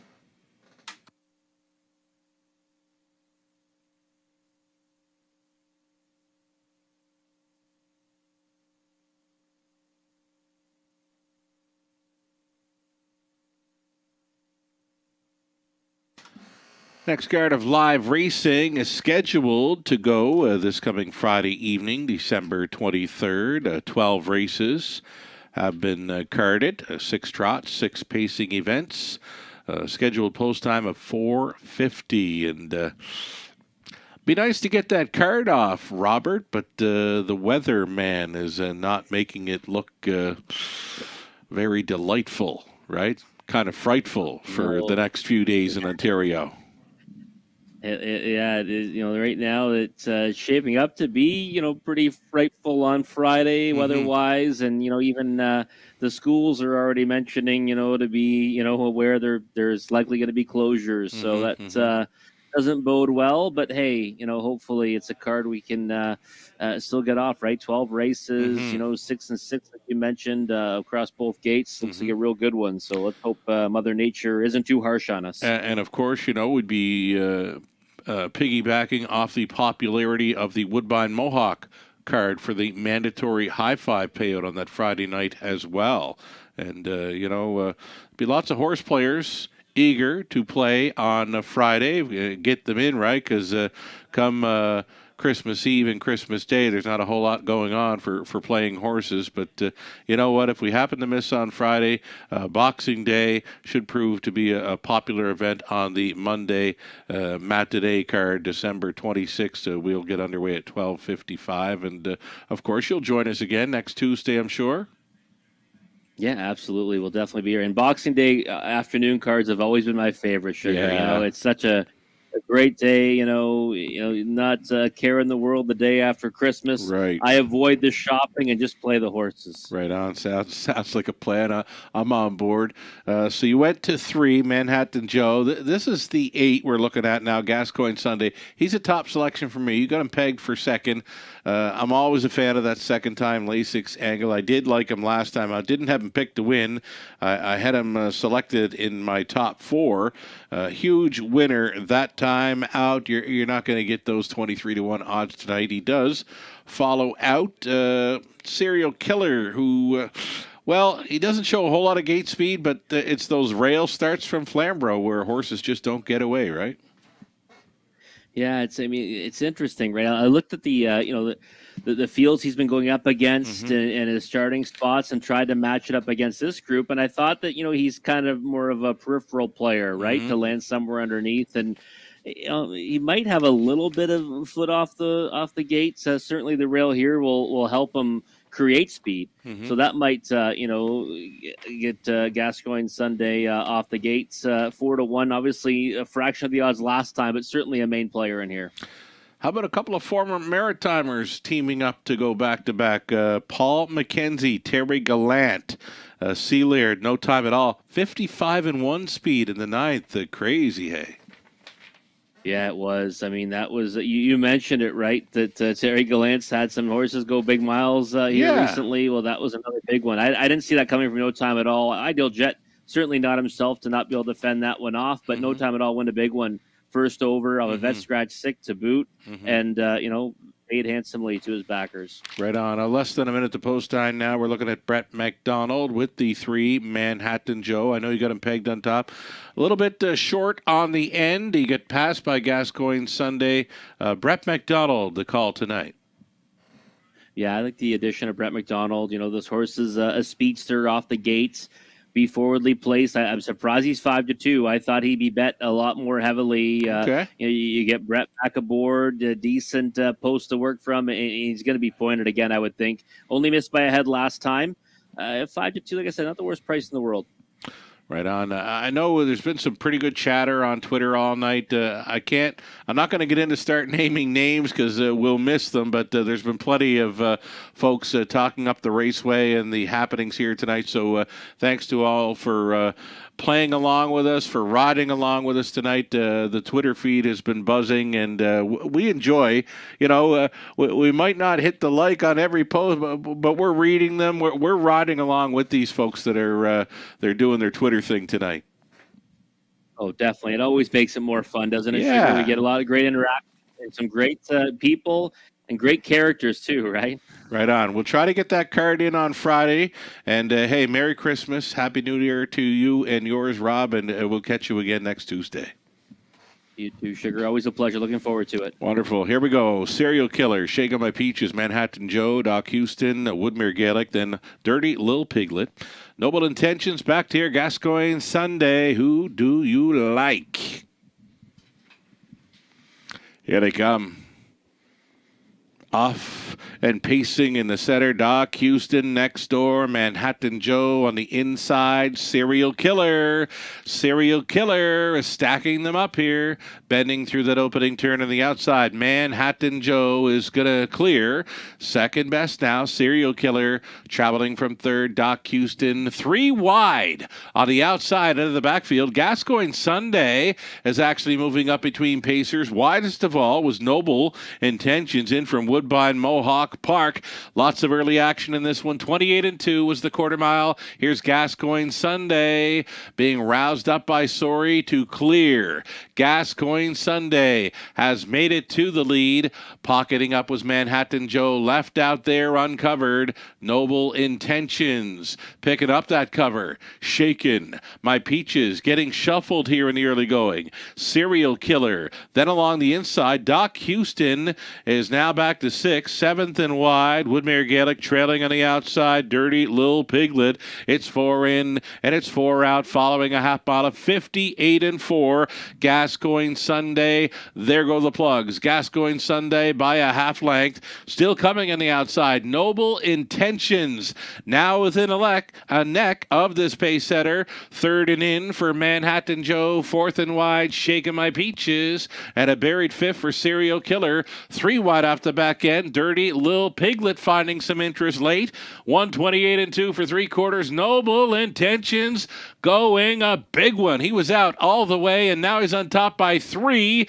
4, looking for more. This is Noble Intention spinning for home. Gascoigne Sunday holding down the deuce against Shaking My Peaches. Late pace now coming from Serial Killer on top and pacing off. Noble Intention ships in to win. Borth on board for the Maguires.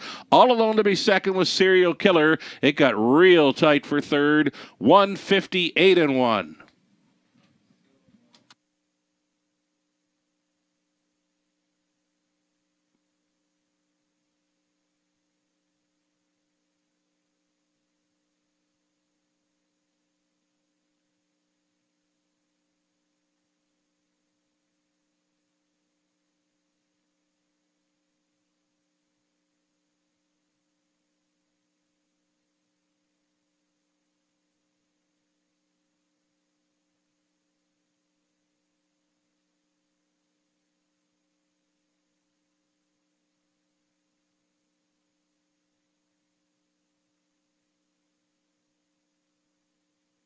It's the 7, Noble Intentions. Went a big one here to win at 5-1. He was out all the way and went on to clear at 3/4 and opened up on them.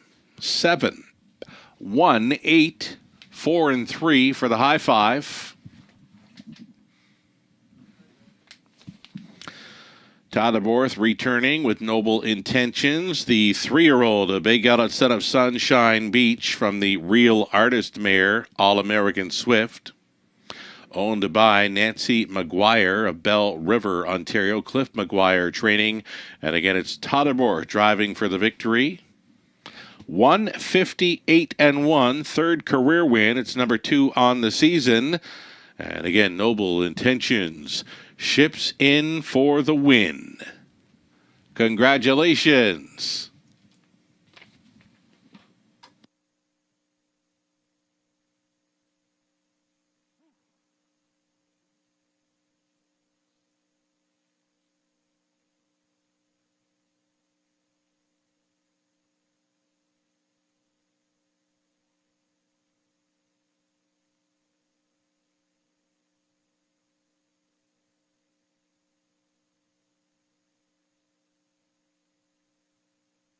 Wonderful. Tyler Borth trying to get close to Travis Henry. The driver's race continues as we near the end of 2022. Tyler Borth still trails driver Travis Henry by a few wins for the driver's title 2022 at the Raceway. Still some racing action to go as we near the final week of our racing for the 2022 calendar. $12.80 to win for Noble Intentions. Exactor, $95.20 try, $232.30. The high five, 20 center, $648.89 for the top 5 betting interest in there. Daily double, $99.20. It's a big double. 20-cent pick 3, $45.39. The dollar pick 4, $296.20, and that pick 5, 20 center, came back at $868 and change. Serial Killer was second. Shaking My Peaches 6th. Manhattan Joe 5th. Doc Houston 4th. Woodmere Gaelic 7th. Dirty Lil Piglet 8th. Noble Intentions a winner. And Gascoigne Sunday finished 3rd. 28-2. 58-4. 128-2, and the mile was 158-1. It was Noble Intentions in from Woodbine Mohawk Park for the victory from the top. A 2, 6, 5, 4, 7, 8, 1, and 3, and that's going to do it for the live action tonight. There's still some simulcasting in-house. We are scheduled to go this coming Friday evening at 4:50 for 12 races. We will be keeping a very close eye on the weather conditions as we near that card. And, we'll hope to get that one in prior to Christmas. And thank you all for joining us this evening at the Raceway. Wonderful show by Horse People, fabulous show on track, and thanks so much for joining us tonight. From the eye in the London sky, I'm Sugar Doyle. Have yourself a great night.